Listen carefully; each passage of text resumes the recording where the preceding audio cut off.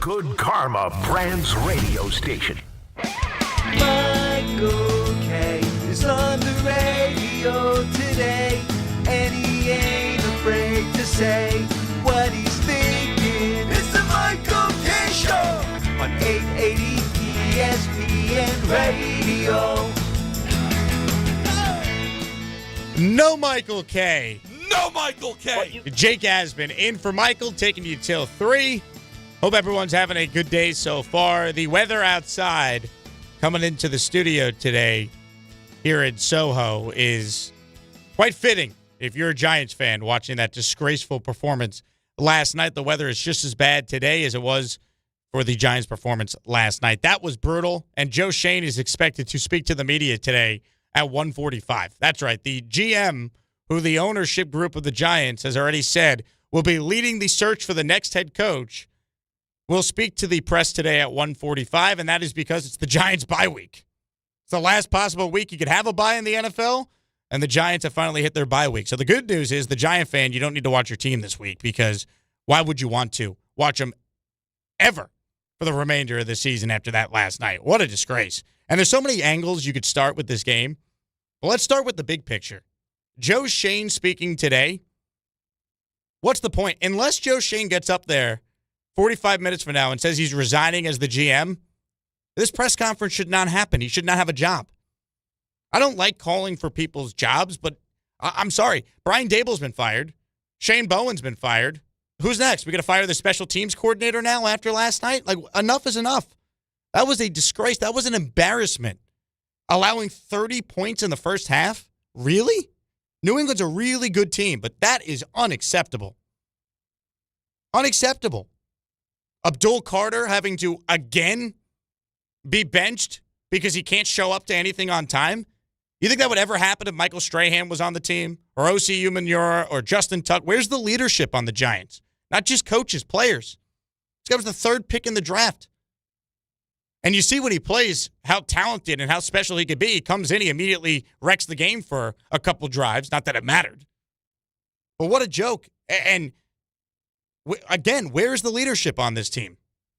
And then Jaxson Dart, bad enough he's taking that hit, which was totally legal by Ellis last night. But then after the game, I think it's almost even worse when he's defiantly saying, I'm not going to change. I played this way my whole life. Turn on my high school tape. Dude, you're in the NFL. I don't care what you did in high school. I don't care what you did at Ole Miss. As talented as you are, if you can't be available, what's the point? And people could say, we're overblowing, all the times he's been hit and looked at for a concussion. No, we're not. He's averaged 10 hits a game. The best thing Jaxson Dart can do is be available for his team. If he's not available for his team, I don't care how talented the guy is. And he's defiant about not changing his play style, despite the fact it was reported a bunch of teammates and coaches were emphasizing while he was out with the concussion that he needs to change his play style. I mean, what a joke.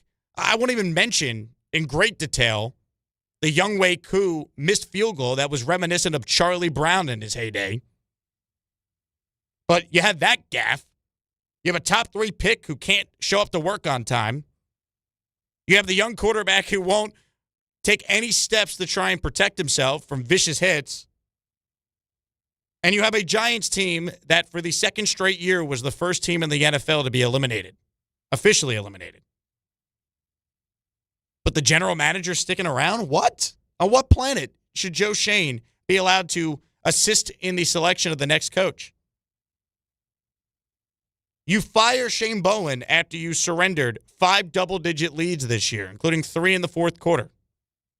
And the very next game under the interim DC, you allow 30 first-half points and nearly 300 yards. It was the worst half for Giants football over their last 256 games. How can the general manager be allowed to pick the next coach? You were humiliated last night. Interim head coach, interim OC, interim DC. Everything has collapsed with this organization, and the general manager gets to pick the coach? Are you kidding me? I don't care what the Giants do over their final 4 games. We've seen enough. If you're a Giants fan, you've seen enough. You don't get the 2-11 by accident, as Jordan Renan would say, and he's right. And last year, 3-14, and they tried to pin it all on bad quarterback play. Well, guess what? You've had better quarterback play this year. The offensive line has actually been the best it's been in a while, and you still stink. So how's the general manager going to assist with the selection of the next head coach? How does that make any sense for anyone with a brain? They're 3-22 in their last 25 games, 5-25 over their last 30. They're 5-17-1 against the NFC East. They're 2-14 against the Eagles and the Cowboys. Joe Schoen is 20-43-1 overall. Why is he holding a press conference in 40 minutes as the GM of the Giants? That press conference should be him resigning, or it shouldn't happen. He should go. I mean, that is as bad of a performance as you'll see in a primetime game. The Giants are a laughingstock. This is where the Jets usually are. But the mighty Giants and their brand has been tarnished by every year outside of the one outlier year with Dable and Schoen with Dave Gettleman's roster. That first year they win 9 games and won a playoff game. Outside of that, and the 1 year in 2016 with Eli Manning when they made the playoffs and lost to the Packers, also known as the boat trip season for Giants fans, this franchise has been horrible. They've had the worst record in the league since 2017, worse than the Jets. And like every aspect of this game last night was just putrid. How about Mike Kafka deciding to punt on 4th and 1 down 27-7? I mean, has there ever been more of a I'm waving the white flag moment? You want to be the head coach of the Giants, Kafka, and you're waving the white flag? You're down 27-7. It's a 4th and short, 4th and 1, and you're not going for it? Why?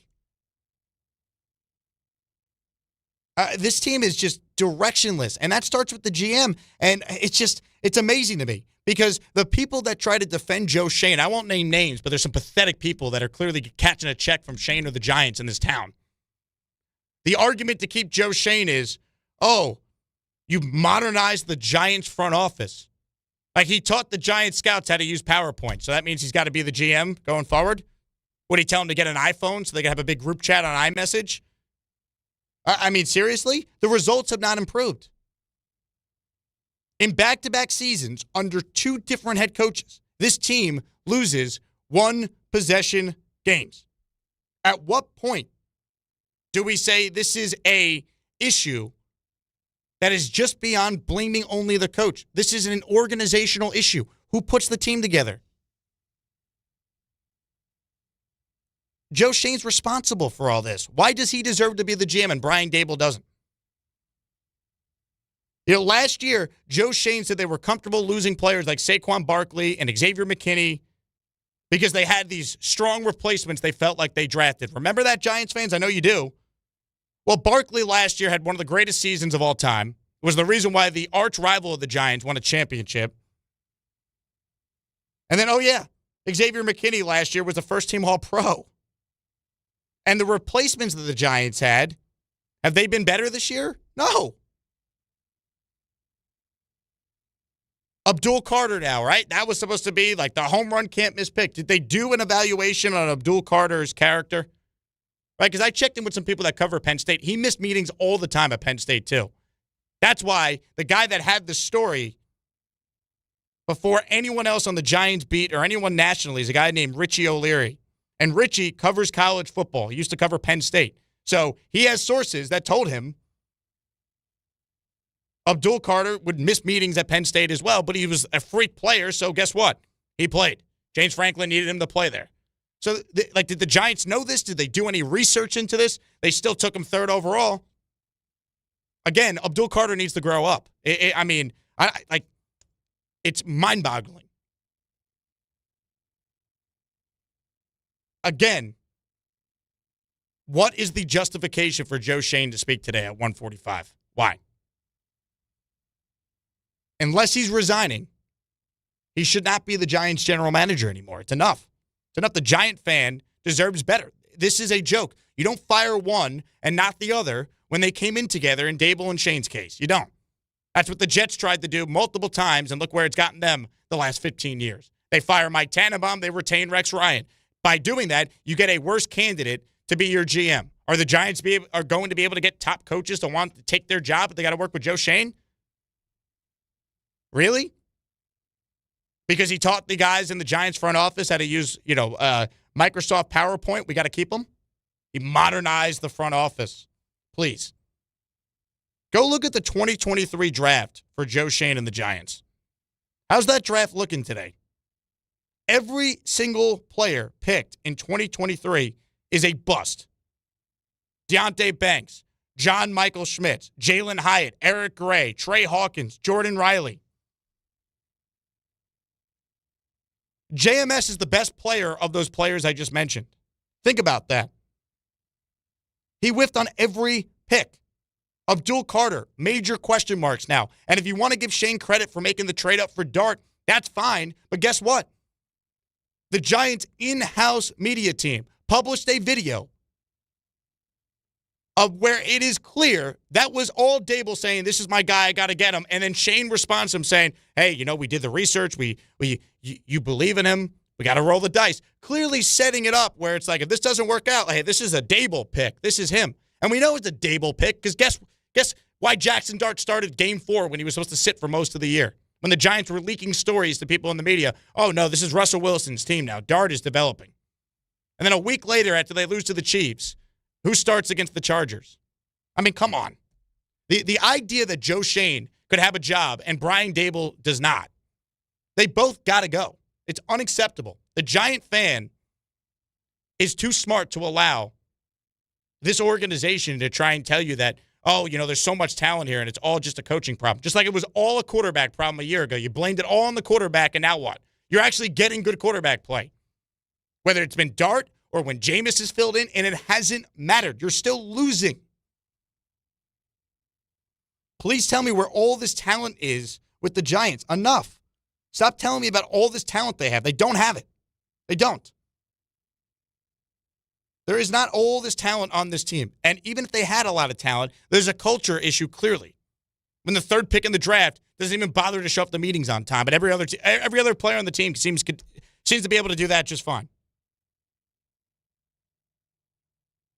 You got the franchise quarterback saying, I'm not changing my play style. Check my high school tape. This is who I be. Are you serious? I mean, it's a joke, man. And I thought that was a telling image before the end of the half last night, or right at halftime, as Brian Burns is just sitting there on the sideline just shaking his head, being like, what is going on, man? I mean, last night was embarrassing. Embarrassing from the general manager, the interim head coach, the interim DC, almost every player on that team. That was a disgrace. A disgrace. There's no other way to put it. And the Giant fan, they deserve better. There's been way too much losing here. And again, the Giants need someone who's been a head coach before to clean up this mess. That's what they really need. They need someone that has actually won something in this league and not a first-time coordinator getting the opportunity to be a head coach. They need someone that could stabilize things. They need a Mike Tomlin-like figure if he actually would become available, if it's gotten too stale in Pittsburgh. They need Mike McCarthy, who won in Green Bay and won 12 games 3 out of his 5 years a season under Jerry Jones and the Cowboys. They need someone who's been a successful head coach before, because this is a mess. Again, last year, Shane said it was all on the quarterback. Last year, Shane said they were fine moving on from Saquon to McKinley because they had the replacements on their team they feel good about. Oh, it's all Brian Dable. Blame him. We have the talent. No, you don't. Enough. Again, you're 2-11 this year. You were 3-14 last year. Daniel Jones left you and has had the best season of his life with the Colts. It is an organizational problem. The draft classes have been putrid for Joe Schoen. Look at it. How could you let this general manager run the coaching search? How? There's no justification for it. Well, Joe Schoen, he's modernized the Giants front office. What does that mean? He bought them some MacBooks so they could actually do some work remotely on a laptop? Like, what does that mean? He modernized the front office. They stink. They don't win any games. Again, 3-22 in the last 25 games, 5-25 in the last 30. You're the second. For the second year in a row, you're the first team that's officially been eliminated from the playoffs. You're 0-8 on the road this season. What have they lost? 13 or 14 straight road games? Yeah, I mean, it's an embarrassment. And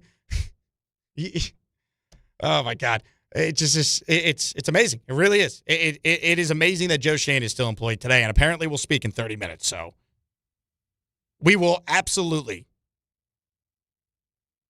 be relaying you whatever he says coming up in just a bit, assuming that press conference still happens, which is mind-boggling. That I guess as of now it still is. 800-919-3776. Jake Asman in for Michael K. with you till 3 here on ESPN New York. Let's get to some of your calls. A lot of Giants fans, rightfully so, are fired up. Let's say hello to Drew in Hoboken, who will start us off on the K Show. What's up, Drew? Thank you so much for taking my call, Jake. And wow, thank you for everything you were saying in completely destroying this pathetic organization. I mean, there's no accountability or leadership. And that is, to your point, an organizational problem. Like, you realize Tom Coughlin won the division in 05, made the wild card in 06, and his job was on the line. He was 8-8 in 06, and then they won the Super Bowl. We go 2-11 back-to-back years, and you want to tell me, oh, no, it's just the coaching problem. Where's the talent? Where's the leadership? And you know what the worst part is? There's not going to be a single thing of substance from this press conference at 1:45. It's going to be the same thing. There's a lot of young talent. It's a coaching. We got the quarterback. He's going to give the same spiel. And that's why in my heart, I believe Schoen is coming back, because Mara is sick. He won't even make road trips, and he does not want to gut this front office unless they just do something continue to do completely embarrassing things in December. And I'm disgusted. I'm just completely disgusted. Drew? And I hope everyone is. Yeah, I think you speak for every Giants fan. Appreciate you listening. And look, again, John Mara's health is very serious, and I obviously am wishing for him to make a full recovery. But the John Mara, he's sick, so he doesn't want to lead a GM search on top of a coach search excuse, if that's a legitimate thing, it's not a good enough reason to not make a change. It's not. John Mara's been in football forever. He knows plenty of people he could refer to get qualified candidates to interview for the job. That's not a reason to not make a change. It's not. And also, what does the Tisch family think of this? All right, we know John Mara is in charge of all the football decisions. When do they step in and say, what the heck are we doing here, man? How many different first-time coaches, first-time GMs are we going to potentially hire before we say enough is enough, we can't continue this? It really is just like, it's baffling, man. It really is. I mean, here's the best of the Giants from last night. Hey, Abdul Carter, how come you were benched? Your second time in 3 weeks. Start what happened? Happens. What happened? I ain't gonna get into detail. Like I said, happens. Why, Abdul? Like, for asking me the same question, I just answered. I mean, bleep happens. Yeah, why be accountable? Third pick in the draft, twice in 2 weeks. You're not out there to help your team. Hey, Jaxson Dart, do you feel like you're taking too many hits? I understand the question. This is football. Like, I'm going to get hit if I'm in the pocket or outside the pocket. Like, it's like, I feel like I've played this way my whole entire life. This shouldn't be like any shocker to anybody if you've followed along with my career. I'm not playing soccer out here. Like, you're going to get hit. Things happen. It's part of the game. No, it's not part of the game to take unnecessary hits that you can avoid. It's not. Certain hits, you're going to get hit. That's playing quarterback. But the hits that you could avoid, like what happened on the sideline last night, that is exactly what people are talking about. You got to dip and get out of bounds. I mean, there's no justification for that hit. It was a legal hit. Oh, but Jake, if that was Patrick Mahomes, they would have thrown a flag. Well, guess what?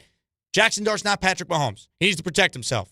You hope he can one day have a career like Patrick Mahomes, but he's not going to be able to do it if he can't play. Ridiculous. It's just the way I play. Look at my high school tape. Come on. And then Mike Kafka, he can't even explain why he benched Abdul Carter. Just say he missed the meeting. We have high standards here. Don't pull this charade with the media last night. I mean, watching this, I wanted to like smash my head through my desk. It's unfortunate, but that's the way we kind of work with it this week. We have great communication, and he's one of my favorite players on the team. That was one thing that we talked about, and it was my decision to not play him. That was my decision. Those are tough decisions to make, but that was my decision. And again, the kid, nothing with him. Everything that we did was my decision. Obviously, I'm sure he wasn't happy about it, which I understand, but I thought that was the best thing for the team, and it was my decision to move forward with it, and that's where we're at. Hey, do you think it was Mike Kafka's decision to bench Abdul Carter? That was my decision. Those are tough decisions to make. Yeah. Okay. It just what a joke, man. And again, Mike Kafka's the interim coach. He had a very little percentage chance of actually getting the job. The second he chose to punt with 1:13 to go in the second quarter on a 4th and 1 from the Giants' own 35-yard line, he waved the white flag and said, "Man, I don't want to do this. Please, someone else become the next head coach of the Giants because it's not going to be me." What a pathetic decision that was. The special teams last night, that was so bad. And I was dumb enough to think the Giants actually were going to play a competitive game last night. I liked them getting 7.5 points. They've been in all these games with Winston the last two, Dart. Other than really that second Eagles game, the Giants have basically been in all these games. And last night, it completely fell apart. You saw a team that was completely rudderless, and the general manager who put the team together, who came in with the head coach who's already been fired, that guy's now going to lead the coaching search? Really? No chance should that happen. 800-919-3776. Jake Asman in for Michael K. Let's get to more of your calls. Rob in Mass is up next on the K Show today. What's up, Rob?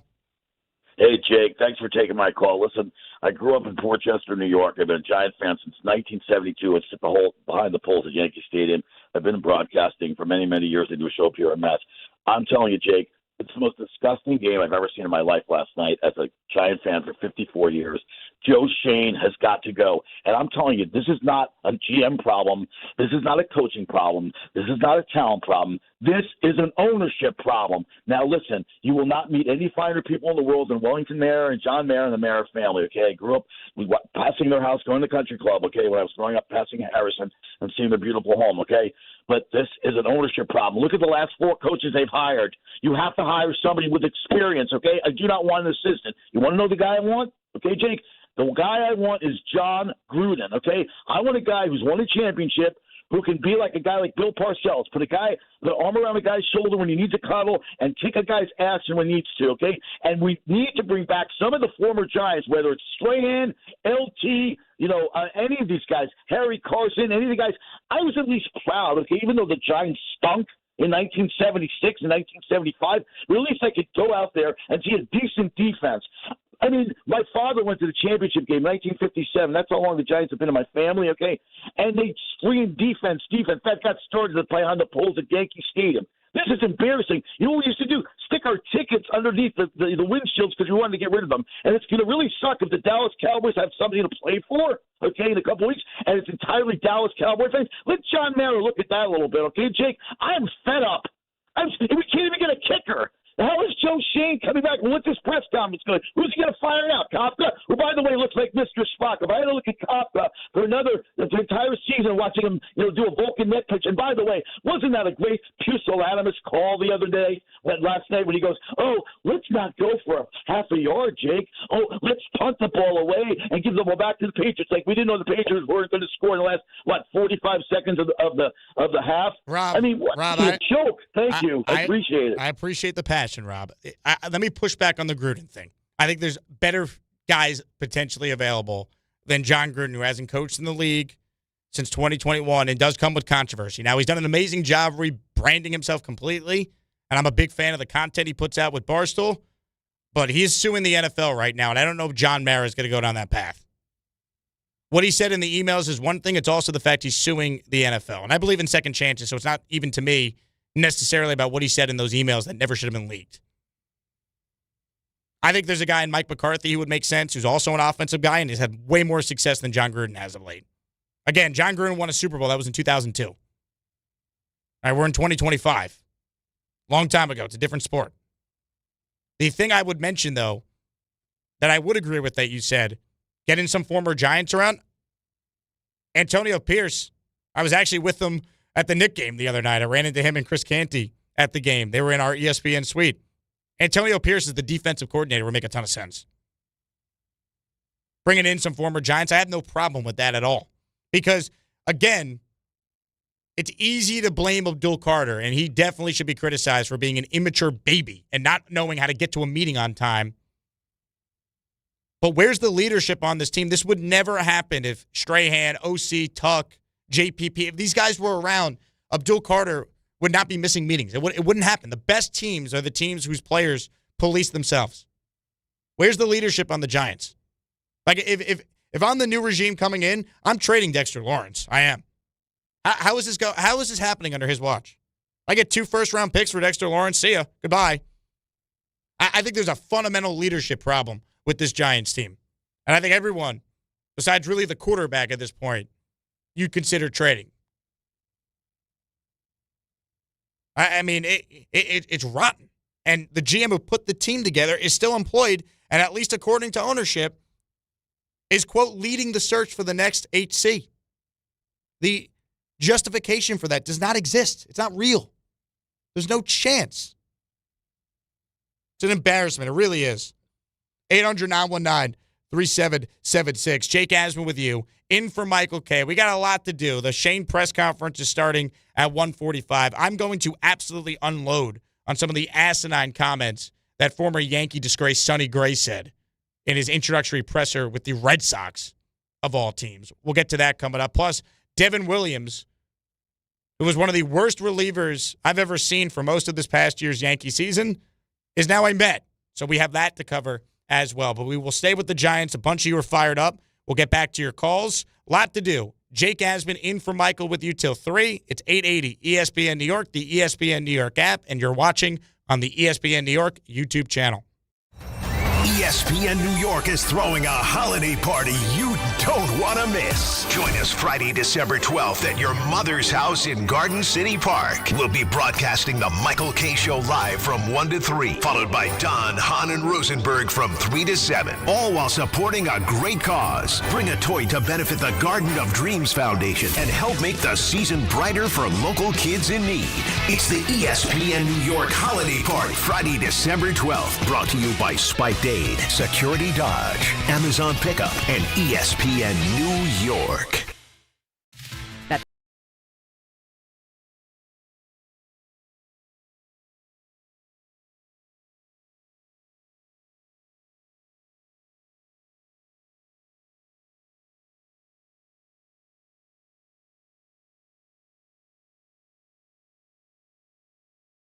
At 365. Gambling problem? Call 1-800-GAMBLER. 21 plus only. Must be physically located in New Jersey. T&Cs apply. This fall, don't sit on the sideline because of pain. If you're tired of waking up stiff, fighting neck, back, or joint pain, and missing out on the things you love, it's time to take action. Call Dr. Jay Shaw at Sandwell Pain, New Jersey's top pain specialist. Dr. Shaw is an Ivy League trained, double board certified, and laser focused on one thing: getting you back in the game. Living pain-free, no surgery, no cuts, no downtime. Just precise image-guided treatments that deliver real results. Whether it's sciatica, nerve pain, migraine, or chronic joint pain, Dr. Shaw will personalize a non-surgical game plan just for you without pain medication. Same-day and next-day appointments are available with offices in Woodbridge, Livingston, and Inglewood. Most major insurances are accepted, so what are you waiting for? Don't let pain keep you out of the action this season. Visit Sandwell Pain to text, call, or book online. You'll wish you met Dr. Jay Shaw a lot sooner. Relief starts today, and victory over pain is closer than you think. I know that hiring can be challenging. You sort through tons of resumes and you get too many so-so applicants. You're just waiting for someone to match your role perfectly. Well, now, there's a place where you can meet them fast. ZipRecruiter. Need to hire right away. Start your search for strong candidates. The right fit awaits. Build your team, build it sooner. Meet your match on ZipRecruiter. Just head to ZipRecruiter.com/ESPN right now to try it for free, and you're on your way to meeting your match. 4 out of 5 employers who post on ZipRecruiter get a quality candidate within the first day. So try it now. Go to ZipRecruiter.com/ESPN. Once again, that's ZipRecruiter.com/ESPN. Meet your match on ZipRecruiter. Try it free. This college football moment is brought to you by ServPro. College football teams have moments they recovered from and made it like it never even happened. Like on September 24th, 2016, when Tulsa found themselves down 31-0 to Fresno State. With 10 minutes left in the second quarter, Tulsa fought back to tie the game at 41. And then won 48-41 in double overtime. ServPro, like it never even happened. A SoFi personal loan is here to help you achieve something once thought impossible: overcoming high-interest credit card debt. Walk the tightrope of your finances with one low, fixed-rate monthly payment, no fees required, and as soon as the same-day funding. That's right, pull off your own debt-defying stunt with a SoFi personal loan. Visit SoFi.com/trick to learn more. Loans originated by SoFi Bank, N.A. Member FDIC. Terms and conditions apply. NMLS 696891.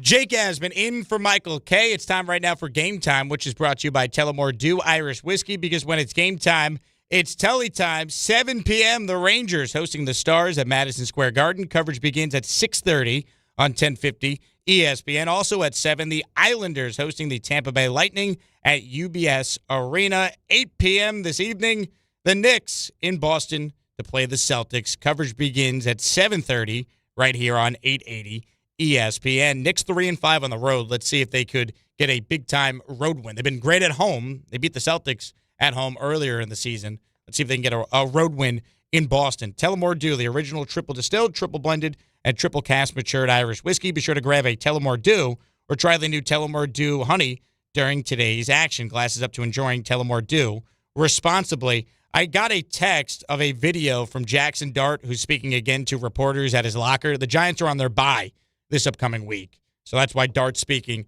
for the second day in a row, and that's why Joe Shane is expected to speak in about 15 minutes, because he always speaks during the bye week. And Dart, one of his quotes is, quote, "I watch QBs who play kind of like me around the league. I watch how Josh Allen plays. I watch how Patrick Mahomes plays. They take hits too. I'm not an anomaly here." Again, Jackson, a big emphasis of Josh Allen's career early on was that he was taking too many hits. And if you watch Josh Allen now, he does a much better job of getting out of bounds, sliding, and taking better care of himself, because he did suffer some injuries in his career. So that's not a good comp.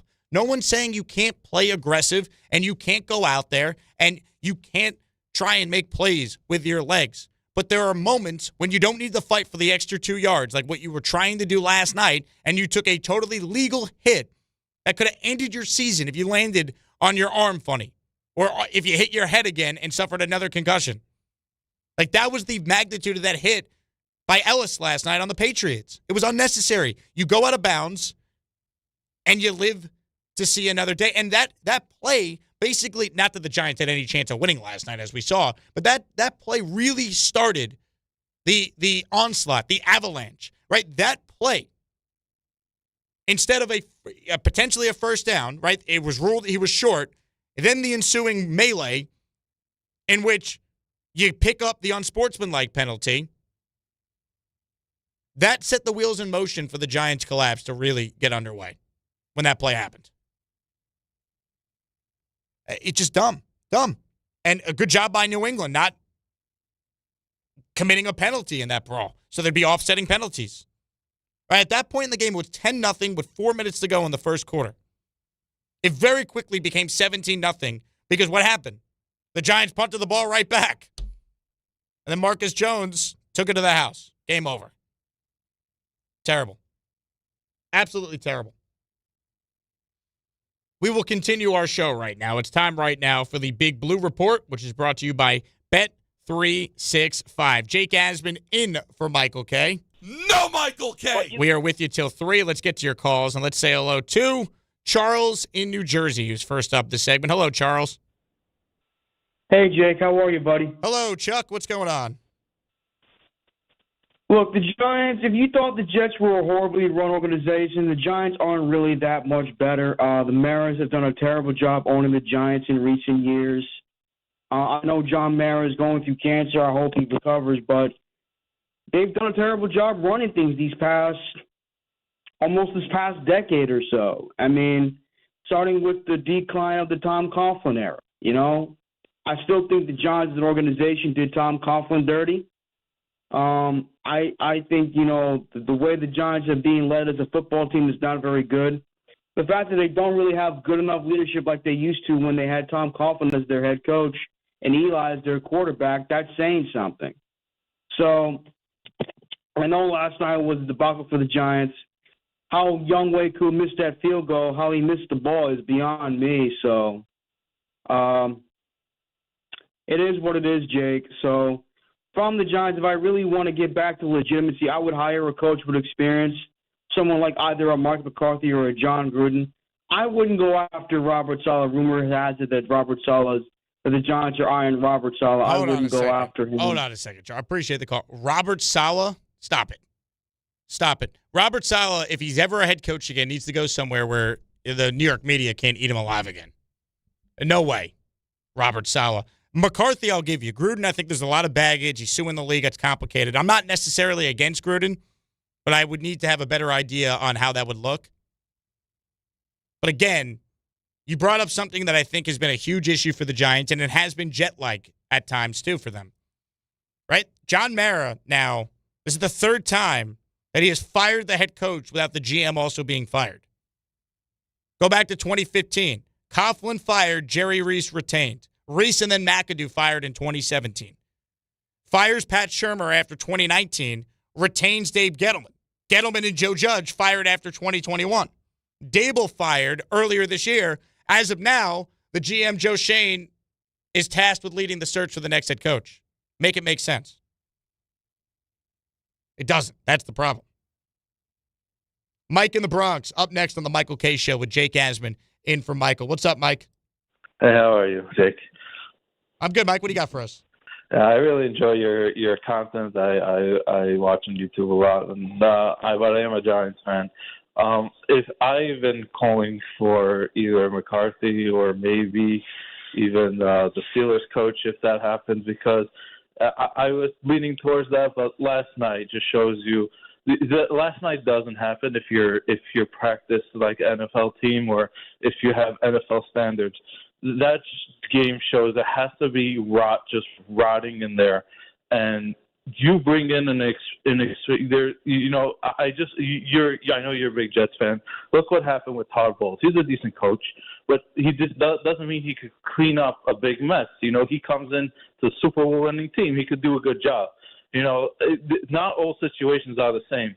You can bring in a decent young head coach, but he's not going to be able to clean up this mess.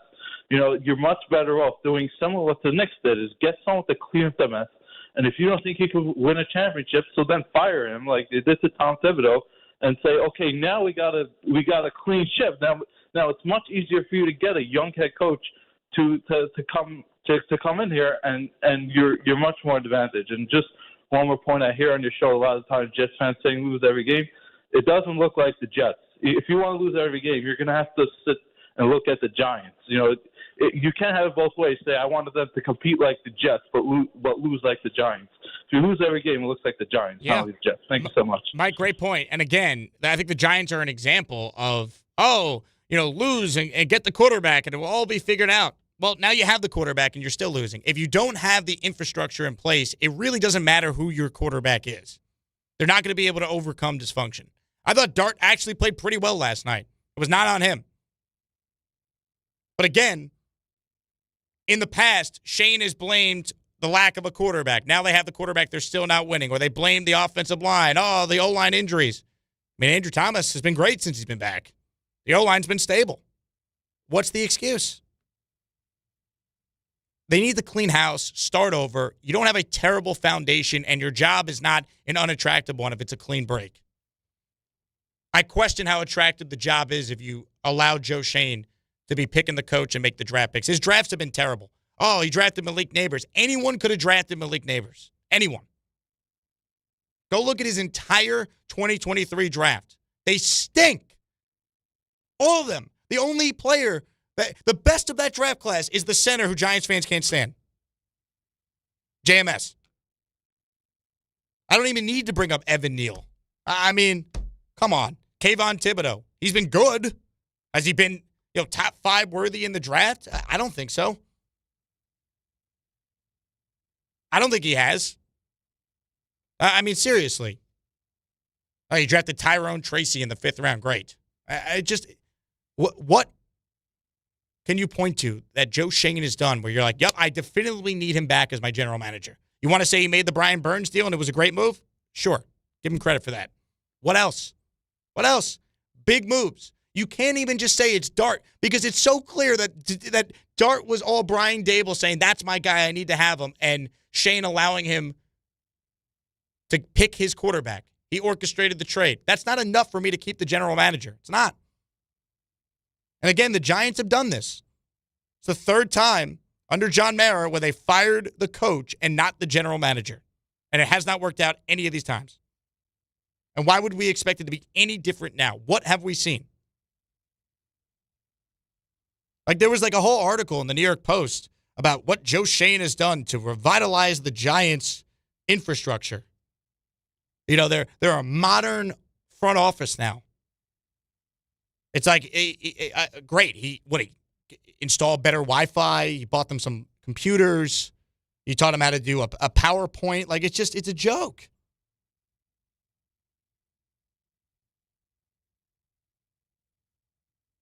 I mean, they're 2-11. They are 2-11. They have the worst record in football over the last several years since Shane has been here. Enough. Like, stop insulting our intelligence. That's what you're doing if you keep this general manager around. It doesn't make any sense. You pitched to the fan base that if you fix the quarterback, the wins will come. And you're the first team eliminated from the playoffs for the 2nd year in a row, and you have the quarterback. You're 2-11. Again, 2-11. You are 3-22 over your last 25 games. You are 5-25 in your last 30. Joke. Ed in Northport, up next on the K Show. Hello, Ed.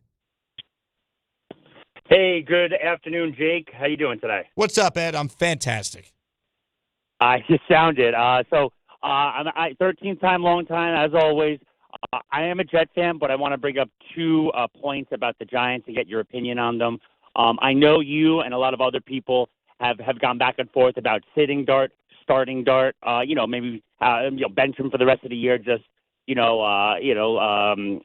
close him down, shut him down. Pardon me.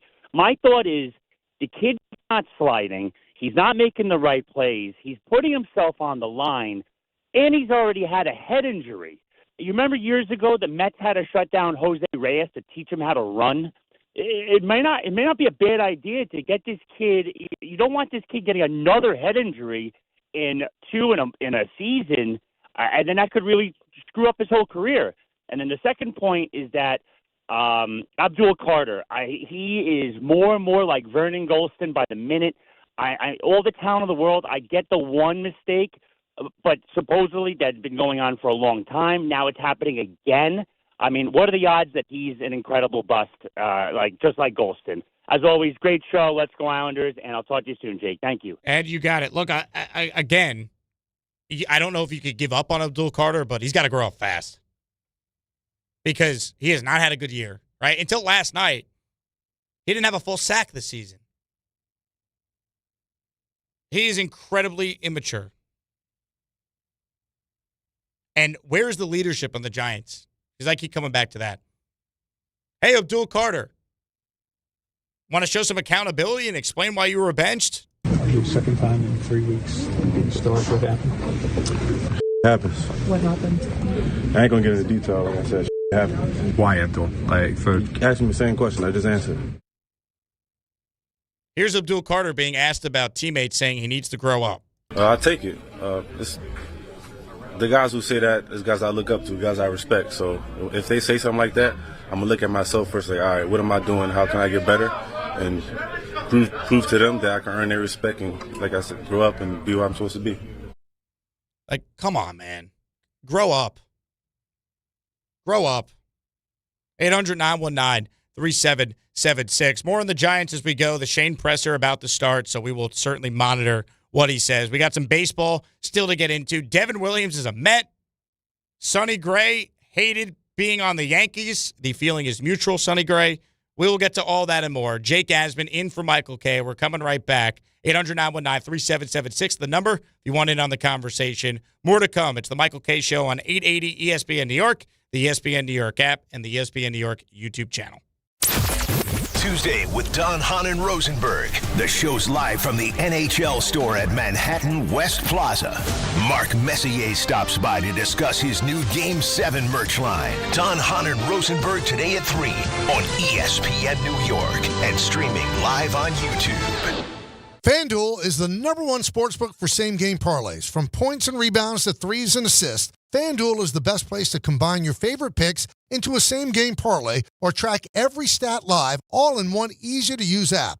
And right now is the perfect time to join because new customers get $150 in bonus bets if your first $5 bet wins. So bet on the players you love the way you want. FanDuel is the best place to combine your favorite picks into a same-game parlay or track every stat live all in one easy-to-use app. Head to FanDuel.com/K to sign up today. FanDuel, official sports betting partner of the NBA. 21 plus and physically present in New York. First online real money wager only. $5 first deposit required. Bonus issued as non-withdrawable bonus bets which expire 7 days after receipt. Restrictions apply. See terms at sportsbook.fanduel.com. For help with a gambling problem, call 1-877-8-HOPE-NY or text HOPE-NY 467-369. New York Presbyterian treats more heart patients than any other hospital in New York. From common to complex conditions, our cardiologists and heart surgeons are pioneers in advanced heart care, leading the way in minimally invasive treatments for faster recovery times. Find a doctor at nyp.org/heart. Stay amazing. New York Presbyterian.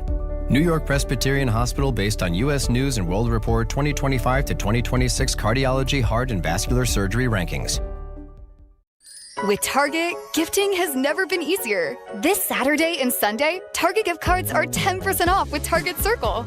Treat everyone on your list to something you know they'll love.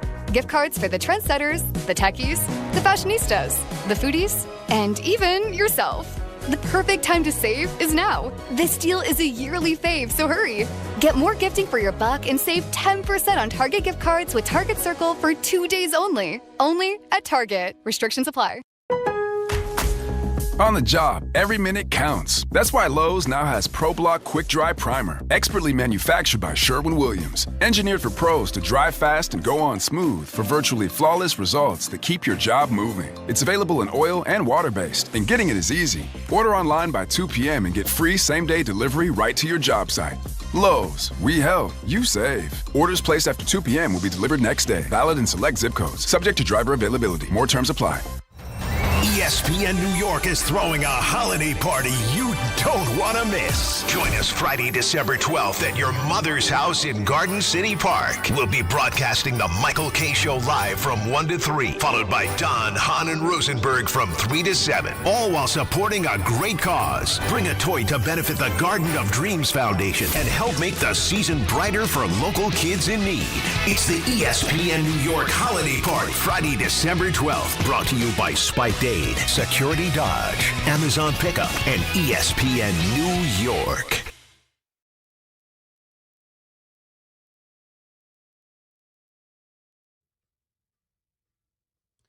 The Michael K. Show right here on 880 ESPN New York and the ESPN New York app. Jake Asman in for Michael K.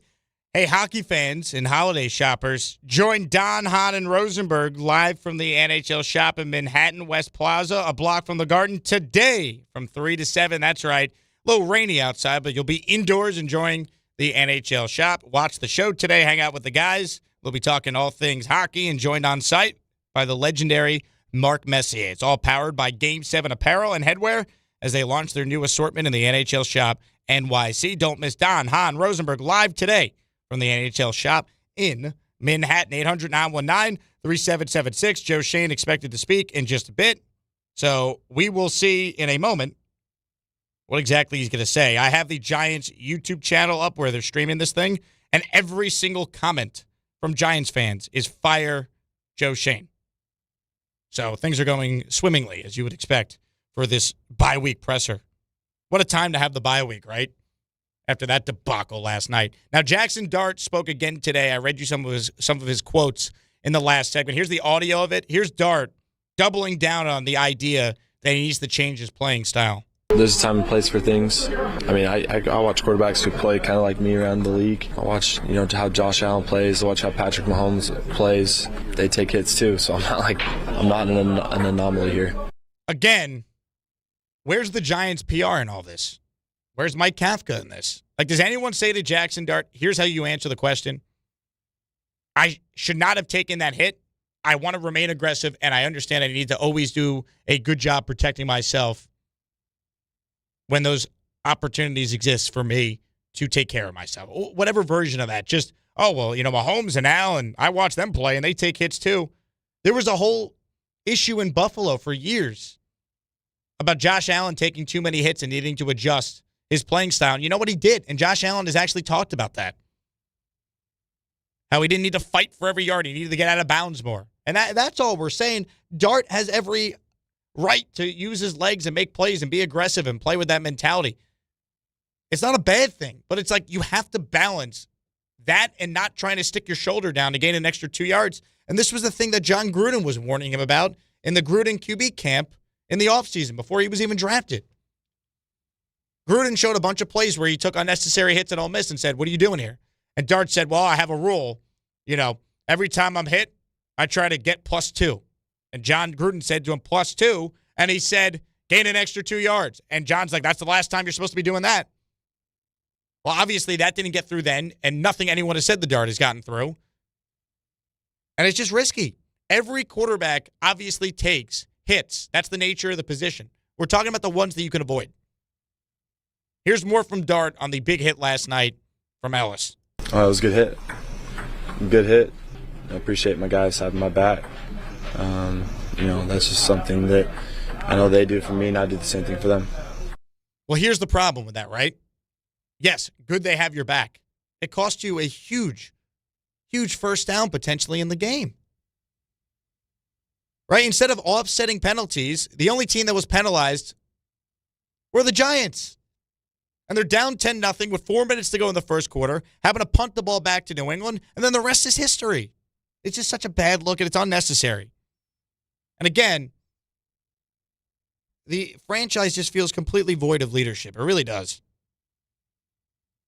800-919-3776, number to call to be on our show. Eitan in Valley Stream is up first this segment. Hello, Eitan. How you doing, Jake? I just wanted you to explain something to me. Why the score, I think, was 30-7, and it was 4th and 6, and the Patriots went for it and got a first down. I've never seen that in my life. Maybe you explain that to me. I think they knew that the Giants couldn't stop them. But it was 30-7. Right, and guess what? They were out to put the game away.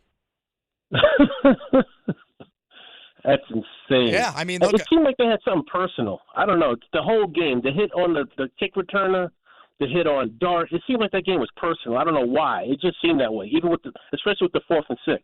Yeah, look, I was a little surprised in real time watching it. A time that they were going for it, but again, I don't know if there's any sort of like history between Mike Vrabel and the Giants coaches or someone with the Giants organization, but I do know this. The Patriots looked like a team that was ready to roll last night, that was going to come out off their bye week with a fire to, step up with the lights shined on them. The Giants completely melted down. I mean, the coaching has never been more apparent when you watch the Patriots, because while they obviously are a good team, the 11-2 record to me is them still punching above their weight, even with a soft schedule. So, again, it just highlights, the need for the Giants to completely overhaul things, get the coach right, and I think the GM is included in that too. All right. Thanks a lot, Jake. You got it, Eitan. Because, again, I think the Giants, you want a best-case scenario for the Giants, they're the Patriots a year from now. Dart is May. Mike Vrabel is whoever the Giants hire if they get it right. Maybe that's best case scenario. Do I think the Giants will be 11-2 next year instead of 2-11 at this time? Probably not. But can the Giants be in the mix with Dart and Neighbors coming back and Scatterbo and some of the talent they do have? Yeah, if you get the coach figured out, which has been a huge problem for the Giants. And again, New England hired an experienced coach who's won before. And they turned it around immediately. That's what the Giants need to do. Enough of the first-timers learning on the job in the biggest media market in the world. If Tomlin's available, that's the guy. If McCarthy would take this job, that's the guy. Experience. You know, the Giants, the last time they hired a coach with previous head coaching experience, it was Pat Shurmur. That's an uninspired hire. Mike McCarthy would be an inspired hire. Tomlin would be an inspired hire. If Harbaugh and the Ravens ever had a divorce, that would be an inspired hire. That's who they need. The last successful head coach of the Giants was Tom Coughlin, right? Wasn't he a head coach in Jacksonville before? Didn't he go to the AFC Championship game with the Jaguars when they were basically an expansion franchise? I just think it's really hard to be a first-time coach in this town and be successful. Ben McAdoo made the playoffs his first year and then couldn't survive his second year.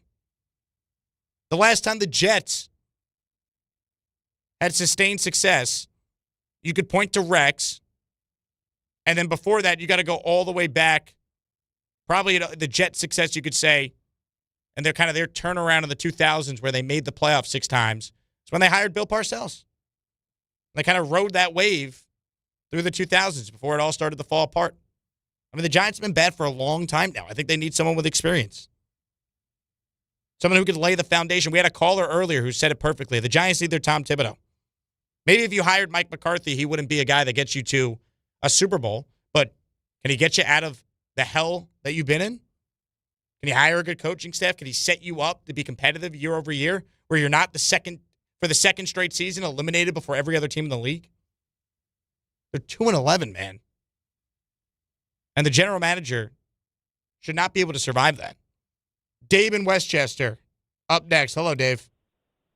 Hey, how you doing there? No, I'm just saying that, I don't think they're ever going to get Tomlin, because if they do get Tomlin, then Shane is definitely out. So if Shane's making the search, he's not going to go get a guy like Tomlin or McCarthy. That's not happening because he loses his job. He's going to get somebody else. That's for damn sure. All I'm trying to say is that the Giants are not that far away from being a really good team. And I'm not jumping up and down because they lost 4 games because they were up 10 points in the fourth quarter. Who cares if they're 6 and whatever or if they're 2 and whatever? They're better off being 2 and whatever, okay, because they're going nowhere this year no matter what. But a player here and a player there, but the main thing is the coach. And I'm saying that all these guys once were very young. Brad Stevens was a college guy. He was a nobody. Went to the finals twice. Went to the Celtics, won it. But great GM, okay? Joe Gibbs was once a young kid. Belichick was a young kid. Brad Stevens. Belichick failed in Cleveland first, Dave. I'm looking for this guy, Kurt Cignetti. The guy wins every... Dave, thank you. Kirk Cignetti has already re-upped at Indiana. He said he's not going anywhere. So I'm not going to entertain Kirk Cignetti. Again, you could tell me that the Giants need to find the next Sean McVay, which is essentially your point. My point to you would be they tried that with Brian Dable. They gave Joe Judge his first opportunity. They gave Ben McAdoo his first opportunity. When do the Giants say enough is enough and they hire an experienced head coach who has done it before, who is not learning on the job in the biggest media market in the world? That's why I wanted the Jets a year ago to hire someone with previous head coaching experience. And look at Aaron Glenn's first year. He's been better of late, but he was so lost and in over his head at the beginning of the season. I think if you get the right coach, you could win. The Patriots are proof. If you get the right coach to pair with the quarterback, you can turn it around quick. I think Dart's the real deal. I do. He's got to obviously learn how to protect himself and grow up a little bit with some of these answers. But you need to get this coaching hire right. And are you better off getting it right with someone that you know has been a successful head coach in the league before? I think you are. 800-919-3776. Joe Shane about to speak. He's running late, and every comment on the Giants YouTube channel is, he can't even be on time. What a loser. Sell the team. Fire Joe. Clean house. Giants fans are thrilled. A lot still to do. 1 hour in. Jake Asman in for Michael K. Taking you till 3. We'll talk some baseball in our second hour and more on the Giants as well. Keep it here on ESPN New York, the ESPN New York app, and, of course, watching on the ESPN New York YouTube channel. Hey, this is Mika Zibanejad. Hey, this is Adam Fox. Catch every Rangers game right here on 880 ESPN. WHSQ and WCBS-FM HD2, New York. Make cancer screening a part of your annual healthcare routine. New York Presbyterian offers a full range of cancer screenings, including lung, cervical, prostate, colorectal, breast, and more. Regular cancer screenings could save your life by detecting cancer at its earliest, most treatable stages. Screenings are available across New York City and Westchester. Learn more at nyp.org/cancer screening. Stay amazing. New York Presbyterian. Tuesday with Don, Hahn, and Rosenberg. The show's live from the NHL store at Manhattan West Plaza. Mark Messier stops by to discuss his new Game 7 merch line. Don, Hahn, and Rosenberg today at 3 on ESPN New York and streaming live on YouTube.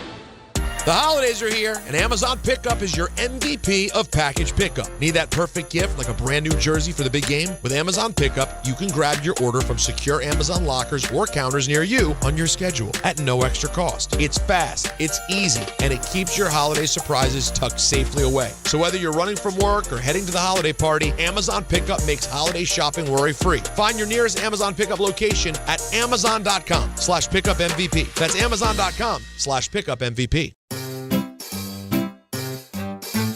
1-877 Cars for Kids. KARS Cars for Kids. 1-877 Cars for Kids. Donate your car today. 1-877 Cars for Kids. Donate your car today. Ready to get rid of that old car? Donate it to Cars for Kids. Call 1-877-CARS-FOR-KIDS to reach a friendly live agent. Donation's super easy, and your car can be picked up as soon as tomorrow. Call us now, 1-877-CARS-FOR-KIDS. That's Cars with a K to donate your car today. 1-877 Cars for Kids. KARS Cars for Kids. 1-877 Cars for Kids. Donate your car today. Hurry! It's your last chance to donate for 2025. Last chance! Donate now for a 2025 tax deduction. Clinton Yates here, and the holidays are upon us, full of gatherings, toasts, and plenty of cheer. And if you're like me, you want every moment to shine. That's why I head to Total Wine & More, where you'll find it all at the lowest prices, from rich whiskeys and smooth tequilas to festive liqueurs and elegant champagnes. And if you're not sure what to grab, their guides will help you find bottles that impress. You'll always find what you love and love what you find, only at Total Wine & More. Spirits not sold in Virginia and North Carolina. Drink responsibly. B21. Your ambition just met its match with Robinhood. Trade stocks and ETFs, options, futures, and crypto all on one platform. Get started today at Robinhood.com/yourmoney. Your money, your move. All investments involve risk, including loss of principal. Options, futures, and crypto trading carry significant risk and may not suit all investors. Securities offered through Robinhood Financial LLC, member SIPC. Futures trading is offered by Robinhood Derivatives LLC, not FDIC or SIPC protected. Crypto offered through Robinhood Crypto LLC, NMLS ID 1702840, not FDIC or SIPC protected. Portfolio management offered by Robinhood Strategies, an SEC registered advisor. You live for this. The wins, the losses, the slam dunks, and the buzzer beaters. The dream that this is your team's year. Hope, it's what keeps you coming back. So you represent with anticipation and with pride. Because when everything's on the line, your support means everything. That's why the NBA store is here to support you. Check out the largest selection of official NBA gear at NBAstore.com. A Fanatics experience. No, Michael K. That's right. Jake Asman in for Michael. One more hour to go. Don, Hahn, and Rosenberg is coming up. Joe Shane was supposed to speak to the media at 1:45. And you can see why Abdul Carter is late. Because the Giants general manager can't even be on time to his own press conference during the bye week. So you know what? I've talked about where the leadership is from players to Abdul Carter. Well, I guess it's a bit of a problem. The general manager is now 25 minutes late to his presser. Also, real funny bit. So the Giants have 3,000 people currently waiting to watch this presser on their YouTube channel. And every comment in like rapid fire speed is fire Joe, fire Shane, right? So I'm trolling the comment section by copy and pasting, extend Shane, extend Joe, over and over again. So I'm a little troll, and I'm enjoying it. But what a joke, man. I mean, Joe Shane, how could you be late to this presser when the big story with your team is the 3rd overall pick you drafted not being on time? Oh, so silly. You know, someone in the comment section just responded to me. I'm telling Rothenberg you said that. Well done. 800-919-3776. We'll talk some baseball this hour coming up. Sonny Gray took a shot at the New York Yankees, and Devin Williams, that's right, the former Yankee reliever is now the reliever for the Mets. And let me say this about Devin Williams before we get back to your call. Your calls, plural. If the Mets' big reliever move is Devin Williams to be their new closer, this is a terrible, terrible move. If their plan is to still bring back Edwin Diaz and have Devin Williams set up, well then, while I think it's still an overpay because I don't believe in Devin Williams, I know he pitched better down the stretch for the Yankees, but I'm sorry I wouldn't be comfortable giving a reliever who struggled, I believe, with the bright lights of New York and all that. I would have some real doubt on giving him $50 million. But to me, the move is only a move I could understand from the Mets' perspective is if it means that you're going to be bringing in or bringing back Edwin Diaz to be the closer. Because if it's just, hey, we got Devin Williams now, we're set, Edwin Diaz is expendable now, I don't like this move at all from a Mets standpoint. And again, second offseason in a row, the Mets are signing away the previous Yankee closer. Clay Holmes, now Devin Williams. This feels like a move that David Stearns is all about because he was with Devin Williams in Milwaukee. And Devin Williams was very successful as a setup man to Josh Hader before he became the full-time closer there. So if he's going to be the 8th inning guy for the Mets, I understand the move. I don't love it. I still don't trust Devin Williams, but I'm also scarred as a Yankee fan from having him basically blow game after game this year and basically be the reason almost single-handedly that the New York Yankees didn't win the American League East.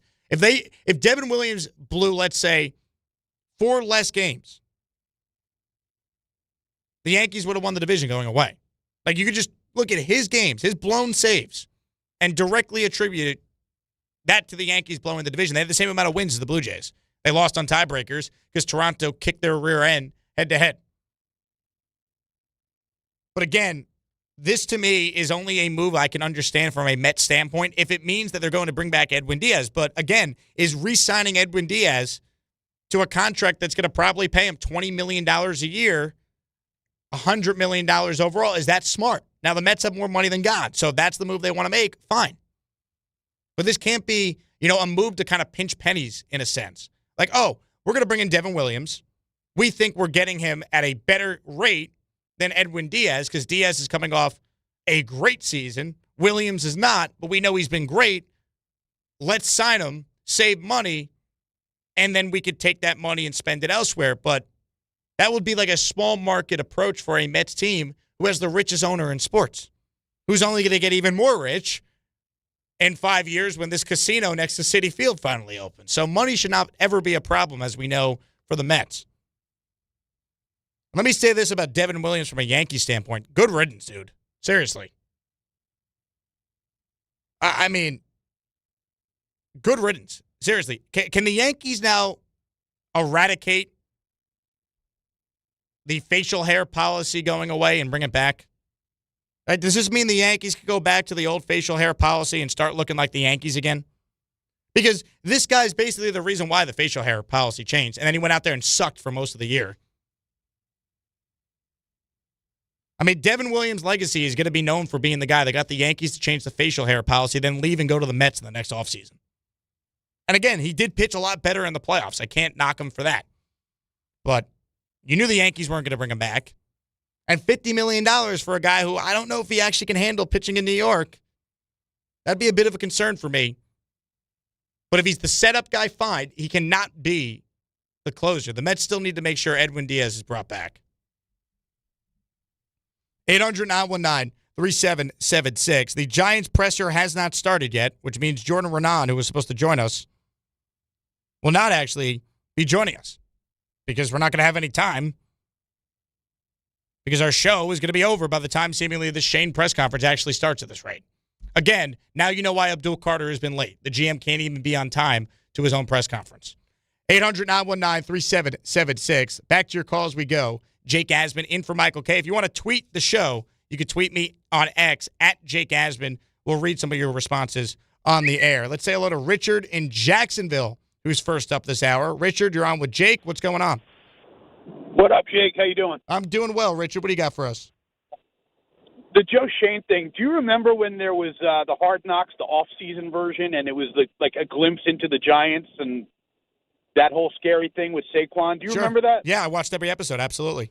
Yeah.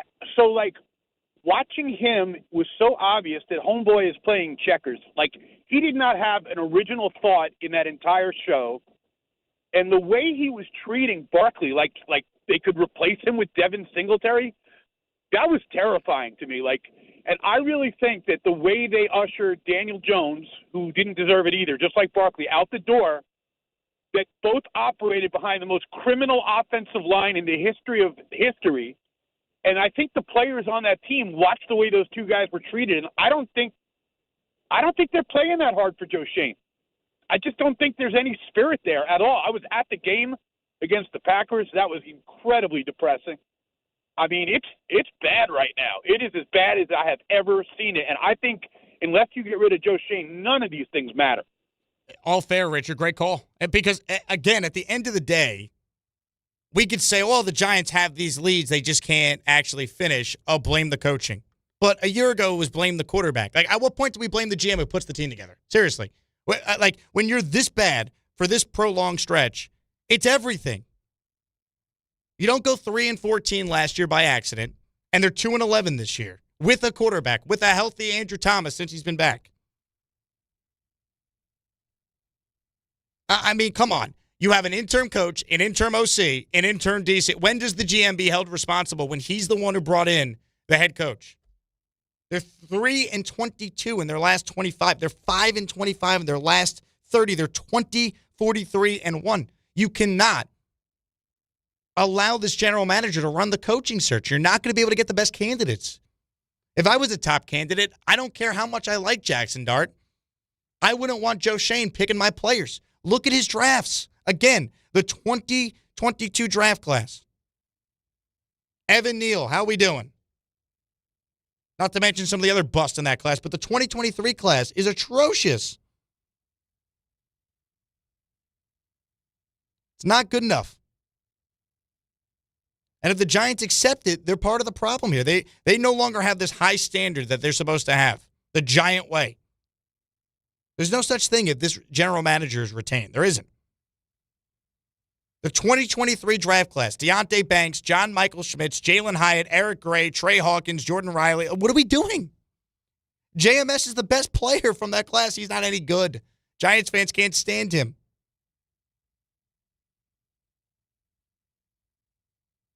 And look, the Giants obviously, at least in my lifetime watching them, I've seen them win the 2 Super Bowls, right?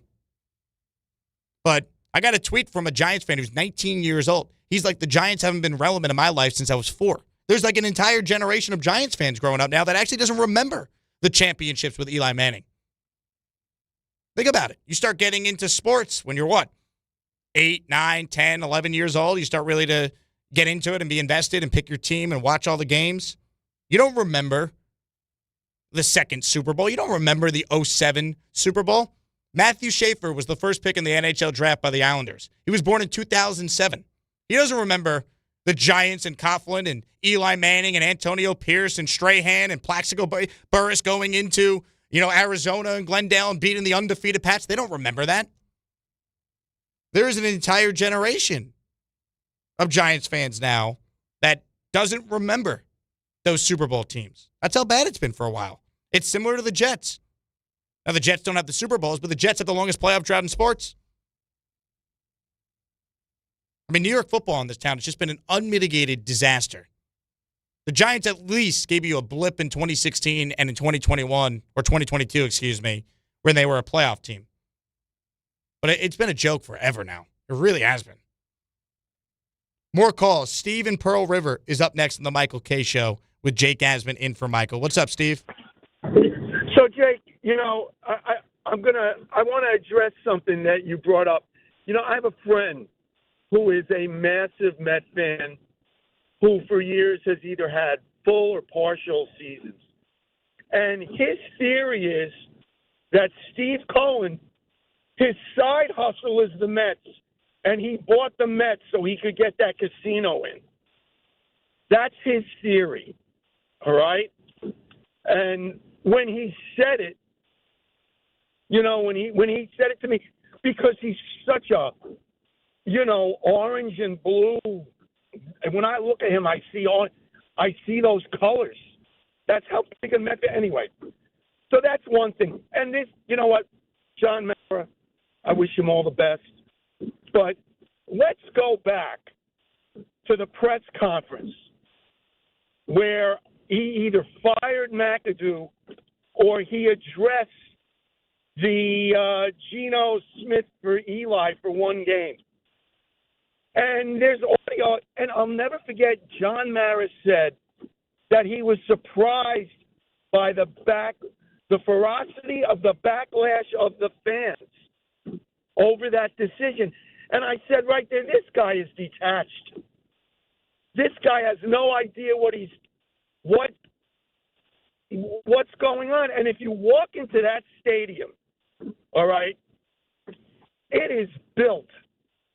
It is not built for the rank and file fans, the owners of the Giants and the Jets. That is a luxury. They built that stadium from the luxury boxes out. Yeah, Steve, let me tell you, as someone who goes to MetLife a couple times a year, it is one of the worst stadium experiences you could have as a fan. Seriously. I think it's the thing that Jets and Giants fans can agree on the most. The stadium stinks. The fact that two NFL teams share it, and it's supposed to be this modern NFL stadium built in 2010, and it's that awful, it's a joke. As far as your first point on Mara, he's done a bad job, man. He's the owner of the team. And I understand that he's obviously dealing with a very serious health situation. We're wishing him all the best. But, some have said, Shane is only here because Mara is not in position, given his health, to lead a general manager search. And I'm sorry, that's not good enough. That's lazy. What does Steve Tisch do? He owns the team with John Mara. You mean to tell me that there's no one within the Giants organization that could vet candidates besides only John Mara? Come on.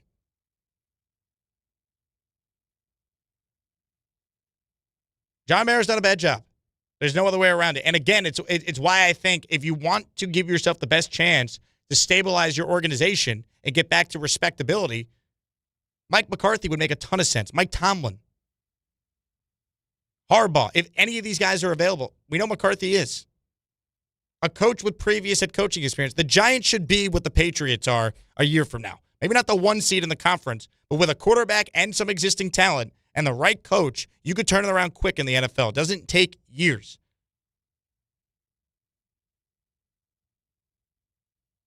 Someone said it earlier. I think it's a great comp. The Giants need their version of what the Knicks did with Tom Thibodeau. A coach that could stabilize things. Maybe not the coach that gets you to the finish line.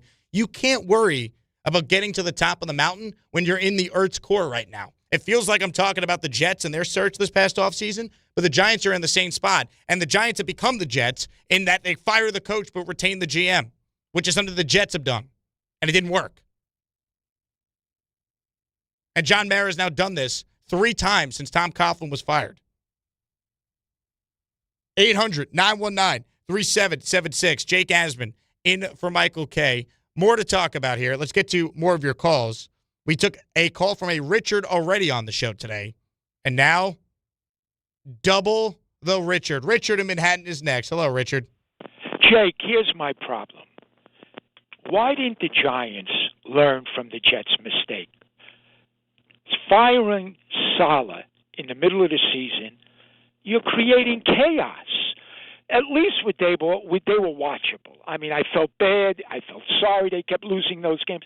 But why did you punish yourself and him? At least ride this guy till the end of the season. It served, unless he did something so egregious. The team was worth watching. Now it's chaos. It's chaotic. They didn't need all of this chaos. I'd rather lose games in the last minute of the game and keep question. I mean, they were in every game. They were entertaining. And what I saw yesterday, forget about it. I just watched a little, and I won't watch anymore. It's chaos now. They've quit wide open, but they saw what happened to Salah. Now, I don't want to comment on somebody's illness, but if John Mara is well enough to make a decision like that he wants to coach fire, I mean, he should be able to make other decisions too, because the Giants never do that. It was unprecedented. And didn't they just see what happened to their neighbors, their roommates? What happened? I mean, it was a joke after Salah went. Okay, Salah might not have been the best idea, but at that moment he was the best idea. Daboll might not have been the best coach at that moment, the best idea, but at least he was the best coach. The players respected him. Certainly Dart listened to him. I mean, he might have gotten through Dart. Dart ain't going to listen to Kafka. I mean, any chance of any of it, I just don't know. Listen, they would have still been bad even with Daboll. I'm not suggesting that. But you like to see order, Jake. You like to see reasoning. Well, Richard, here's what happened, though. This was a job preservation type of move by the general manager. He got through to ownership clearly. Hey, we're better than the record. Look at the leads we have in these games. Let me fire Daboll, and I'll show you with a different coach, we're now going to win games. And guess what? They haven't. It's been the same thing. The way they lost that Lions game was a disgrace. The decision-making in that game. Kafka choosing to go for it and not kick the field goal. Last night, he waved the white flag by punting on 4th and 1 from his own 35 down 27-7 before halftime.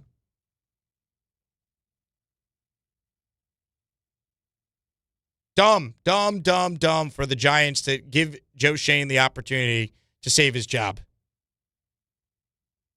I don't need to hear from Joe Schoen today at this presser, which, by the way, the Giants have then moved to 2:15, and they're late for that.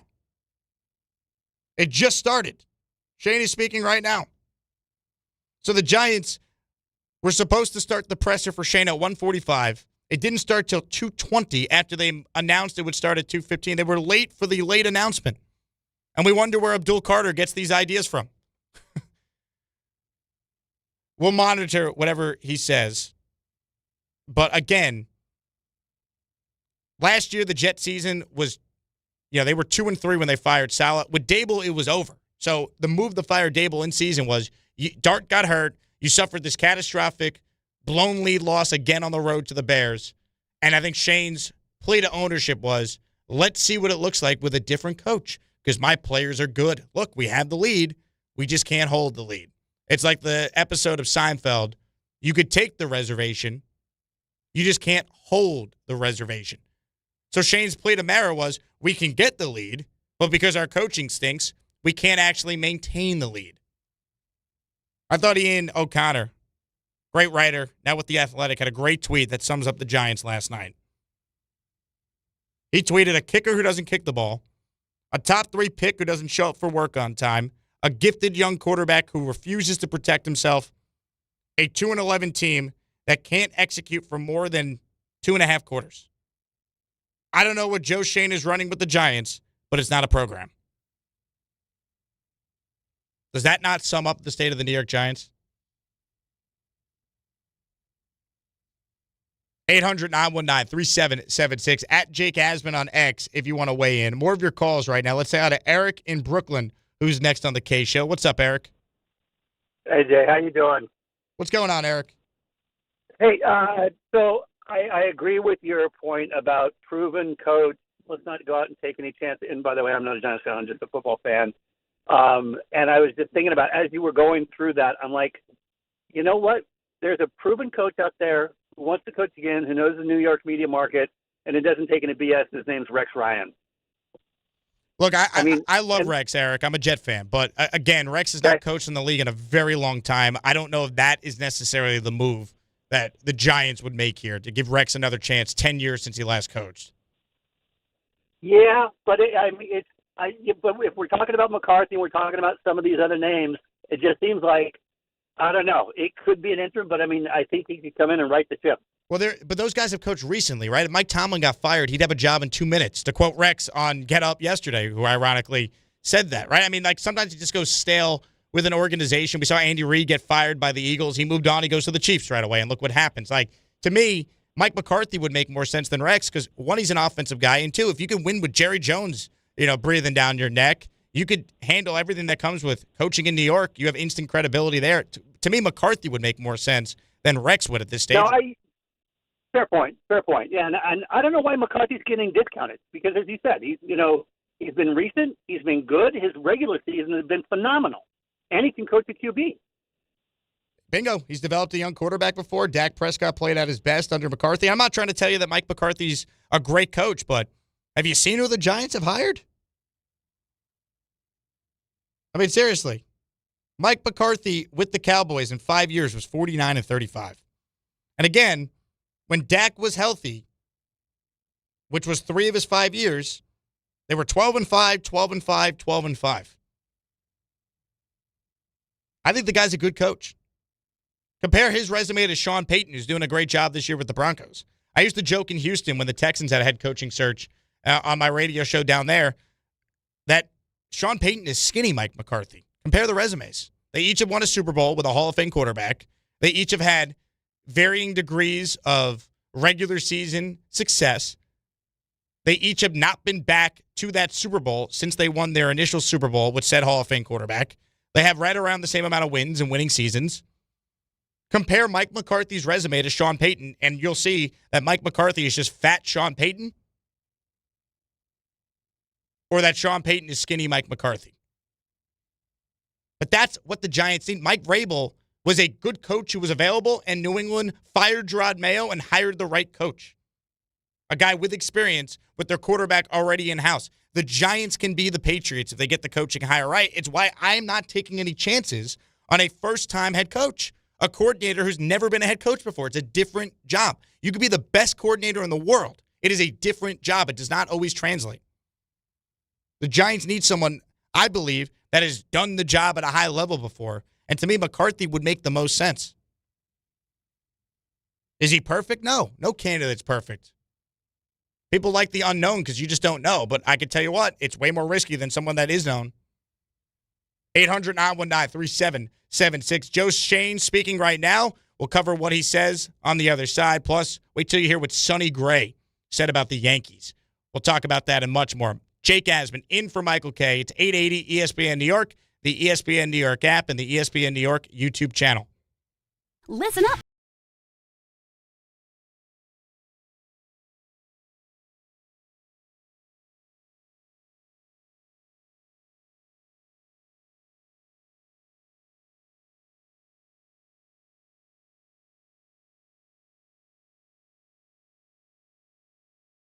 It's never ordinary at Bet365. Gambling problem? Call 1-800-GAMBLER. 21 plus only. Must be physically located in New Jersey. T&Cs apply. In-app only. Tuesday with Don, Hahn, and Rosenberg. The show's live from the NHL store at Manhattan West Plaza. Mark Messier stops by to discuss his new Game 7 merch line. Don, Hahn, and Rosenberg today at 3 on ESPN New York and streaming live on YouTube. To help those who want to be helped, but may not be able to afford it. That's what PGA Tour winner Grayson Murray had envisioned for a foundation before he sadly took his own life at just 30 years old. His parents channeled their grief into creating the Grayson Murray Foundation, carrying out his vision to help those struggling with mental health and addiction. To donate and learn more, visit GraysonMurrayFoundation.com.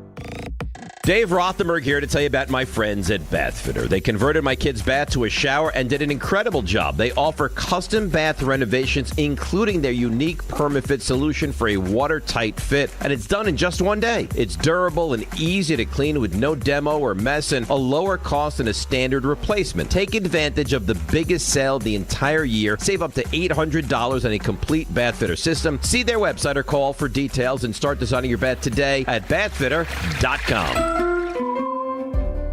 Ox Spine and New York Presbyterian is always in pursuit of a better way to heal the spine. We're getting more people moving again with minimally invasive, non-surgical, and surgical treatments with innovative solutions for every back and spine condition and your unique needs. Expert spine care is available now across New York City and Westchester. Find a doctor at nyp.org/oxspine. Stay amazing. New York Presbyterian.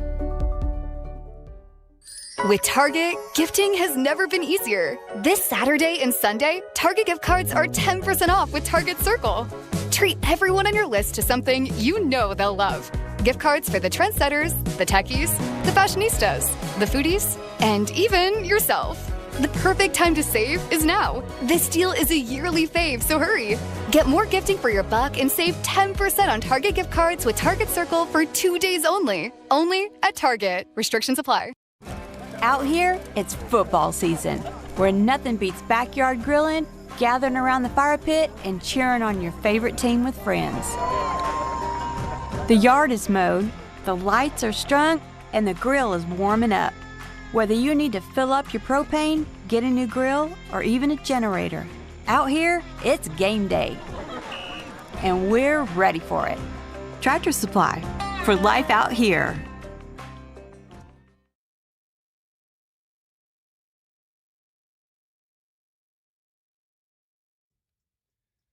The Michael K. Show right here on 880 ESPN New York and the ESPN New York app. Jake Asman in for Michael, who will be back with you tomorrow. The ESPN New York holiday party is back. This show, the Michael K. Show, and Don, Hahn, and Rosenberg are bringing the holiday cheer at your mother's house in Garden City Park, Long Island on Friday, December 12th. We're once again collecting unwrapped toy donations this year to benefit the Garden of Dreams Foundation, and it all kicks off at 1 p.m. on Friday, December 12th.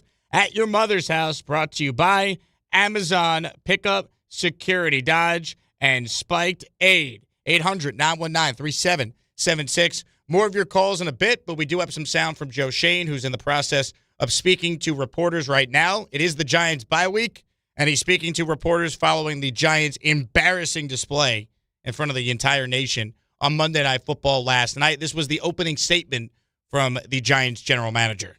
Let me start off with, 2 wins is not where we want to be right now. It's not good enough. I understand the frustration from fans, ownership, the people inside the building, and nobody's more frustrated than myself, and it starts with me, and I'm tasked with trying to get this organization going back in, the proper direction, and the standard is to compete for championships year in and year out, and that's the plan moving forward. So, we're going to look at everything, whether it's free agency, drafts, coaching, finishing, execution on the field, whatever it may be. We're going to look at all avenues in order to get this franchise back to where it belongs. You know what's interesting? You could hear probably any of these cuts and say, what year is this from? Today? Last year? The previous year? Here's more from Shane. He's asked, why are you the man for the job? I understand the question. Again, my focus right now is on supporting Kafka as we go forward, and we'll evaluate all aspects of the football operation as we go forward. And has it been perfect? No, but I'm very confident in my staff, myself, and our ability to get this franchise back where it needs to go. Why are you confident that you're close? Yeah, I understand the question, and I know where you're coming from. It starts with me. I take responsibility for that. But we do have a good young quarterback, that's on a rookie contract for the next 4 years. And that's when it gets fun. When you're building around a young quarterback, you have a good nucleus, you have a good left tackle, you have a wide receiver that had historic years, a rookie season. You got a good running back room, you got pass rushers. There's pieces in place, Dan, and I understand the question. And I do have confidence in our ability and our process to find the next coach to lead the organization. And again, I truly believe in that process, and I know we're going to get it right.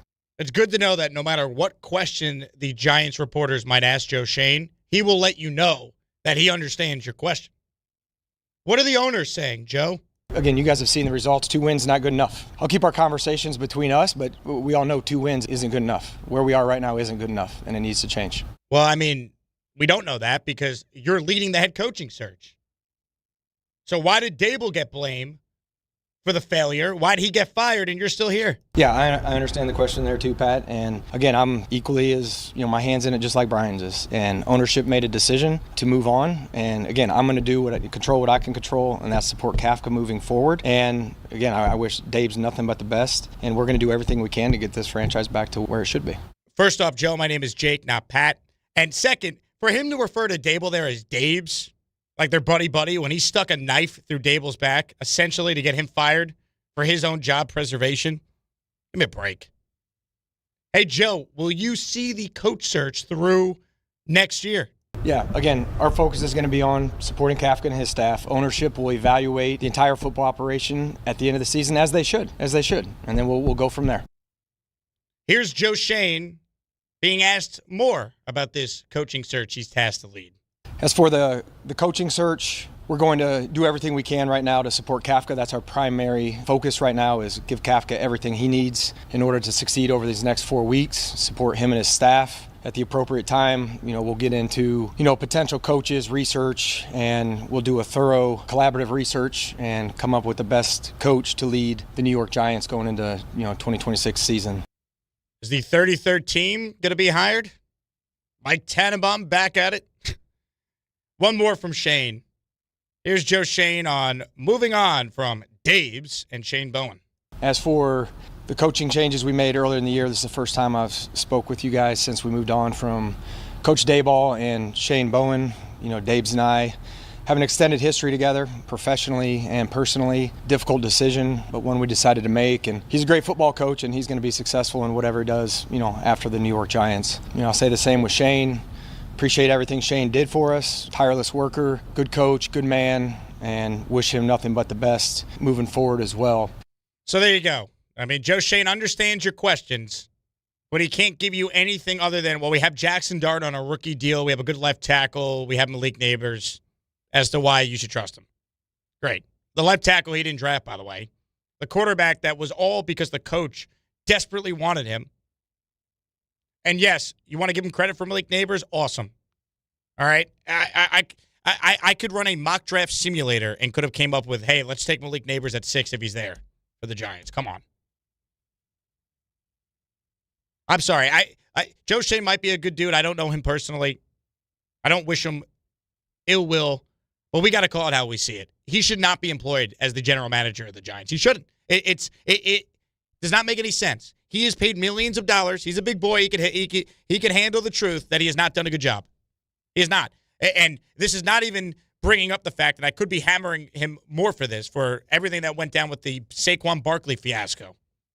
I have barely even mentioned that. I am focused on his draft class, the fact that he hired the head coach, the fact that he pinned the Jets, it sounds like we're talking about the Jets, the Giants' failures on the lack of a quarterback. He now has the quarterback, and they're still losing. He blamed the head coach. He's fired the head coach. They're still losing. It's enough.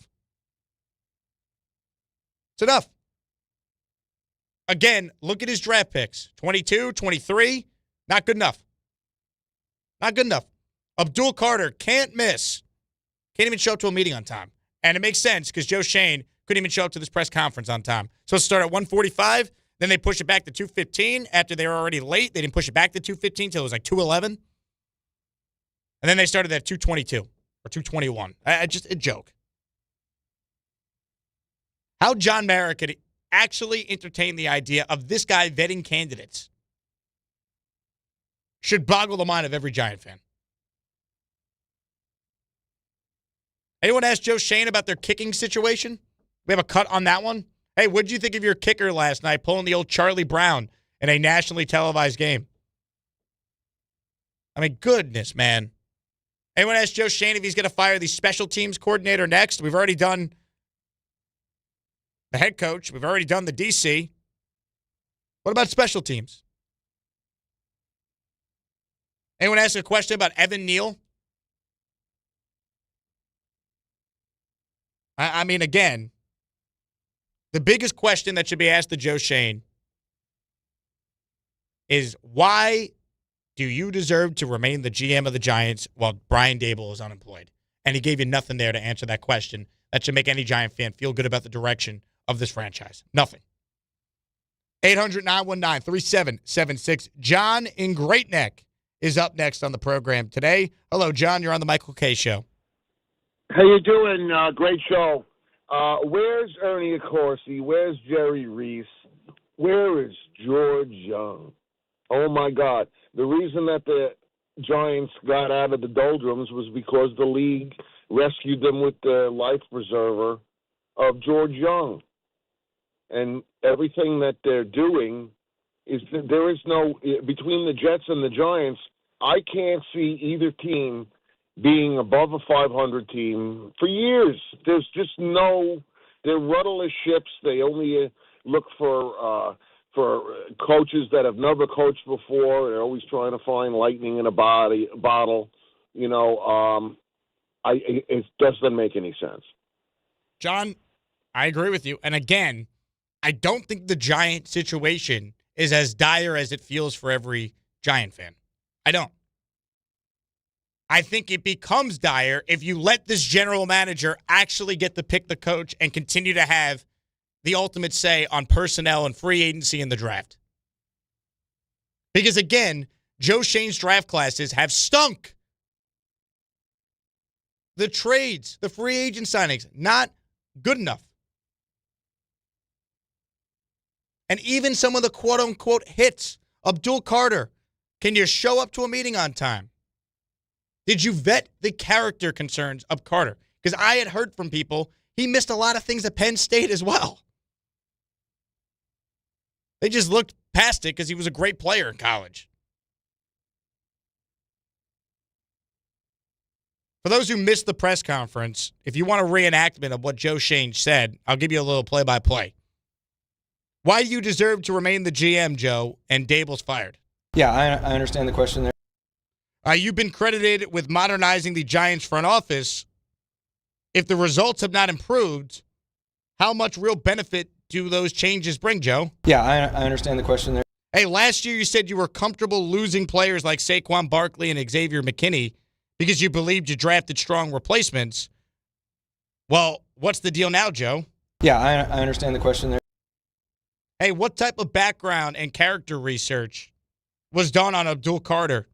And are his discipline issues surprising based on your pre-draft work? Yeah, I understand the question there. Hey, reports indicated disagreements between the front office and coaches regarding the QB selection. With Brian Dable and the coaching staff really pushing hard for Dart, do you believe it's fair that the coaching staff should get more credit for Dart than you should? Yeah, I understand the question there. Hey, why did you choose to retain Shane Bowen in the first place, Joe? Yeah, I understand the question there. For those who missed it, that was essentially all you got. Because then after he said he understood your question, he gave you no real answer to your question. Much like that episode of Seinfeld. You could take the reservation. You can't hold the reservation. You could ask Joe Schoen a question, but he can't actually answer your question. Yeah, I understand the question there. You see, he understands it, but he can't give you the answer to said question. But hey, let's keep the GM who's 5-30 over his last 35 games. Why not? Things are clearly going in the right direction. 800-919-3776. You want an actual answer from Shane here? Here you go. What was your input on Dable being fired? Again, that was a decision that ownership made, and I support him with the decision. And again, now we're supporting Kafka moving forward. That's right. I stuck the knife right through his neck. Got rid of him, said, let's blame him so I could keep my job, and let's go from there. I mean, come on. Giants fans, sound off. 800-919-3776. We're coming back with your calls. Lot still to do as we take you till 3. Jake Asman with you, in for Michael K, right here on 880 ESPN New York, the ESPN New York app, and, of course, the ESPN New York YouTube channel. Whether you're shopping, gaming, or streaming this Black Friday season, don't take slow for an answer. Get Optimum Fiber for the fastest, most reliable, and most consistent internet speeds. Starting at $25 a month, call 888-4OPTIMUM or visit Optimum.com to switch. Act now and get a full year of Netflix, an unlimited mobile line, a $400 prepaid card, and more, all on us. Call 888-4OPTIMUM or visit Optimum.com today. Optimum, don't take slow for an answer. Terms apply. See Optimum.com for details. Tuesday with Don, Hahn, and Rosenberg. The show's live from the NHL store at Manhattan West Plaza. Mark Messier stops by to discuss his new Game 7 merch line. Don, Hahn, and Rosenberg today at 3 on ESPN New York and streaming live on YouTube. New York Presbyterian treats more heart patients than any other hospital in New York. From common to complex conditions, our cardiologists and heart surgeons are pioneers in advanced heart care, leading the way in minimally invasive treatments for faster recovery times. Find a doctor at nyp.org/heart. Stay amazing. New York Presbyterian. New York Presbyterian Hospital based on U.S. News and World Report 2025 to 2026 Cardiology, Heart, and Vascular Surgery Rankings. Finding great candidates to hire can be like, well, trying to find a needle in a haystack. Sure, you can post your job to some job board, but then all you can do is hope the right person comes along, which is why you should try ZipRecruiter for free at ZipRecruiter.com/ESPN. ZipRecruiter doesn't depend on candidates finding you. It finds them for you. Its powerful technology identifies people with the right experience and actively invites them to apply to your job. You get qualified candidates fast. So while other companies might deliver a lot of hay, ZipRecruiter finds you what you're looking for. The needle in the haystack. See why 4 out of 5 employers who post a job on ZipRecruiter get a quality candidate within the first day. ZipRecruiter, the smartest way to hire. And right now, you can try ZipRecruiter for free. That's right, free at ZipRecruiter.com/ESPN. That's ZipRecruiter.com/ESPN. ZipRecruiter.com/ESPN. ZipRecruiter. Hey, fans! Welcome back to Fansville's Cheers and Tears. Oh. Okay, so like everybody deals with losing, right? To a rival on a last-second field goal. Whatever, it's fine. I'm totally fine. But I cope with losing with an ice-cold Dr. Pepper. Those 23 flavors are like so delicious. They totally wash away the pain of your college football team taking a big fat L. College football. It's a pepper thing.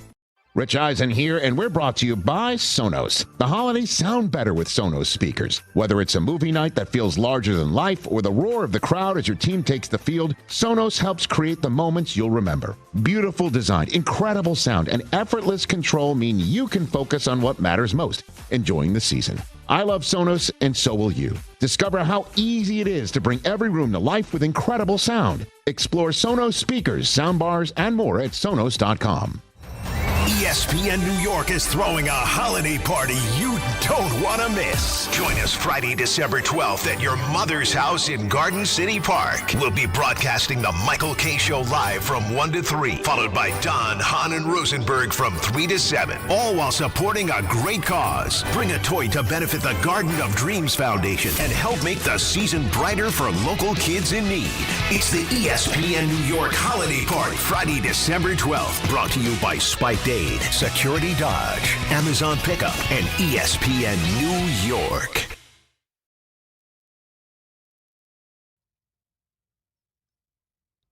Jake Asman in for Michael K. One final segment here. No Michael K. Which means one last game time, which is brought to you by Tullamore Dew Irish Whiskey. Because when it's game time, it's Tully time. 7 p.m. Rangers hosting the Stars at MSG. Coverage at 6:30.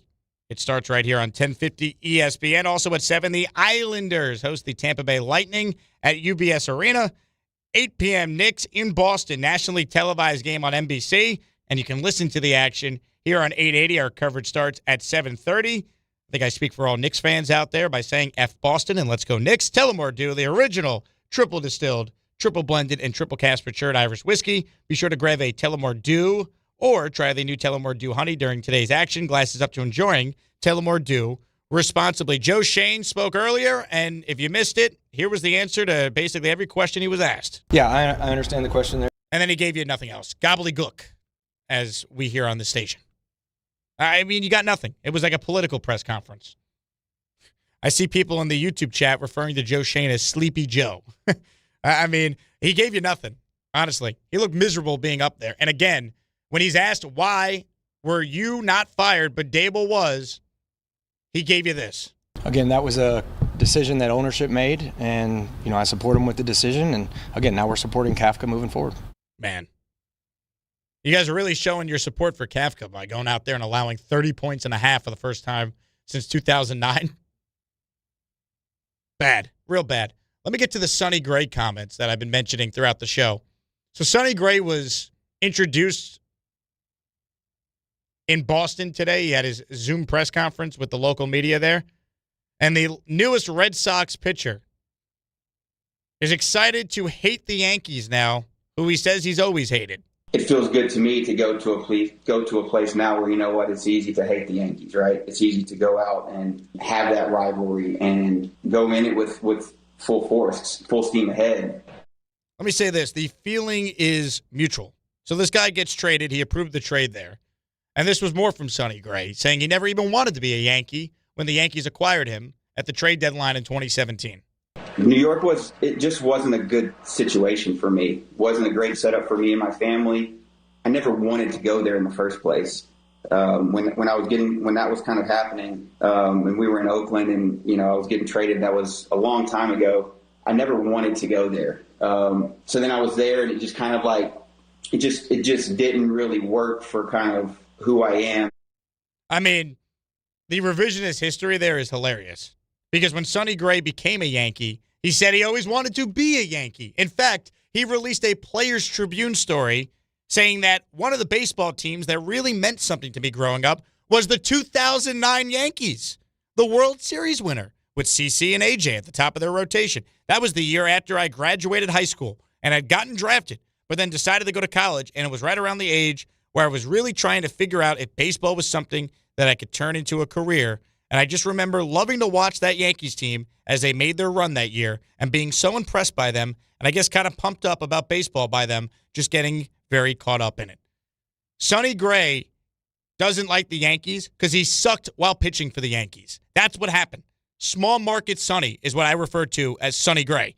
Good luck in Boston. The second you implode against the Yankees in a big start, they are going to turn on you so quickly, and they should. Because I don't know if people are aware of such a thing, but Sonny Gray's career ERA against the Yankees is close to 5, including when they rocked him for 6 runs this year when he was pitching for the Cardinals in August. So I look forward to Judge taking him deep, and then Ben Rice following that one up with another bomb, as what happened earlier this year, repeating itself again, this time maybe at Fenway or maybe in the Bronx, who knows. But Sonny Gray was such a terrible Yankee. For him to rip the Yankees and say New York wasn't a good fit when you stunk here, dude, get over yourself. I'm telling you, he's trying to, placate the fans, say the right thing. Okay. The second he stinks it up in Boston, they will eat him alive there. Because the Red Sox media is, just as grueling, and the fan expectations can be just as tough as the Yankee fans on their own players. I mean, Sonny Gray yapping off with an ERA of 4.28 this past year really is something. But all right.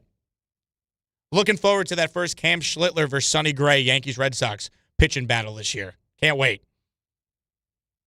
You ready for that one, Sonny? Yeah, I understand the question there. Oh, sorry. I confused Sonny Gray with Joe Shane. 800-919-3776. Steve in Bootin, Bootin. Am I saying that correct, Steve? Saying it correct. You're saying it correct, spelling it incorrect. Well, you could blame my esteemed producer, Matt Bumbaka. He spelled it wrong. No, he got it. He got it's phonetically correct. Okay. It's actually Boonton, Boonton, but it's Bootin is how it's said. Well, you know what? Let me take everything I said bad about Bumbaka back because he knows I'm like Ron Burgundy. I will read what's ever on the screen, and he saved me there. So well done. So I wanted to get back to the GM thing. When do you think the paradigm shift happened where the GM became more important than the coach? Because, I know you can't, if you're going to cook the dinner, you get the groceries, you can't do both jobs. But wasn't it always the coach that told the GM, I need these type of guys? Like Rex said he used to do that with Mr. T. And then when they brought in Idzik was like, nah, I'm doing this. When did they get the power? Why do they have the power? Well, it's a good point, Steve. Every organization is different how they're set up. Right now, the Jets are set up where the Aaron Glenn-led, organization, he has final say over the general manager, Darren Muji. They work together, but if there's a big decision, Glenn will be the final decision maker. Previously, the Jets had Joe Douglas as the ultimate decision maker, and Robert Saleh, the head coach, reported to him. So the Jets have gone back and forth with that. When Parcells was the Jet coach, he controlled everything, right? Belichick controlled everything in New England.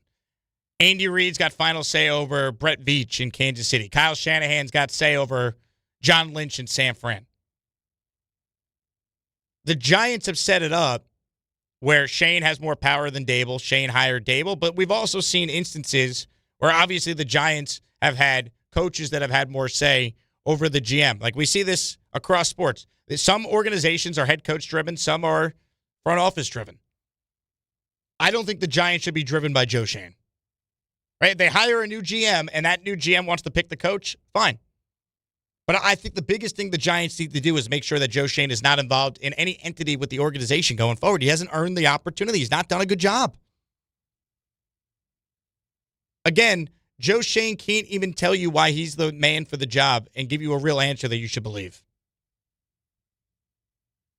He'll just say he understands your question. That's it. Billy in the truck, up next on the Michael K. Show with Jake Asman. What's up, Billy? Hey, how you doing? Appreciate you taking the call. I was just gonna say, when it comes to Dart, I don't really have that much of a problem with him running around like that if the team was 7-5, even like 6-6. But at this point, what are you trying to kill yourself for? But after, I had a little bit more, because after hearing about Shane, how am I supposed to expect this guy to be able to find someone who can't even keep the rookies in check, and he can't even find a kicker? How am I supposed to expect or believe he's going to find the coach to tie it all together? We can't even get guys right now. I'm just sick and tired of these half blow-ups, these changing coaches, not changing GMs. Just get rid of it all. Blow it up. But thank God he understands the questions. What would we do? Billy, I appreciate it. I think you speak for most Giants fans. Again, you look at the drafts, you look at some of the free agent signings, you look at some of the free agents they let walk, and what the explanation was for letting Saquon walk and McKinley walk. Oh, we like the guys we have internally. Really? You still feel that way a year later? Saquon's having a down year. I'll take him over Tyrone Tracy. Right? And also, let's not forget, Joe Schoen's also the one that gave Daniel Jones the big contract. And then they blamed the quarterback for why they couldn't win. Now they have the quarterback. They can't win. You blame the coach. You fire the coach. It looks exactly the same. Again, the Giants' job is an attractive one if Joe Schoen's not involved with it. And if John Mara is serious about actually getting his organization back on track, he needs to remove Joe Schoen as the general manager of his team, period. Fun show. Big thank you to Ray and Matt for producing. Make sure you're tuned in because DHR is live from the NHL store in Manhattan. Michael will be back with you tomorrow. My name is Jake Asman. Thank you to everyone who tuned in. Don, Hahn, Rosenberg coming up next right here on 880 ESPN New York, the ESPN New York app, and the ESPN New York YouTube channel. No Michael K. Tuesday with Don, Hahn, and Rosenberg. The show's live from the NHL store at Manhattan West Plaza. Mark Messier's style.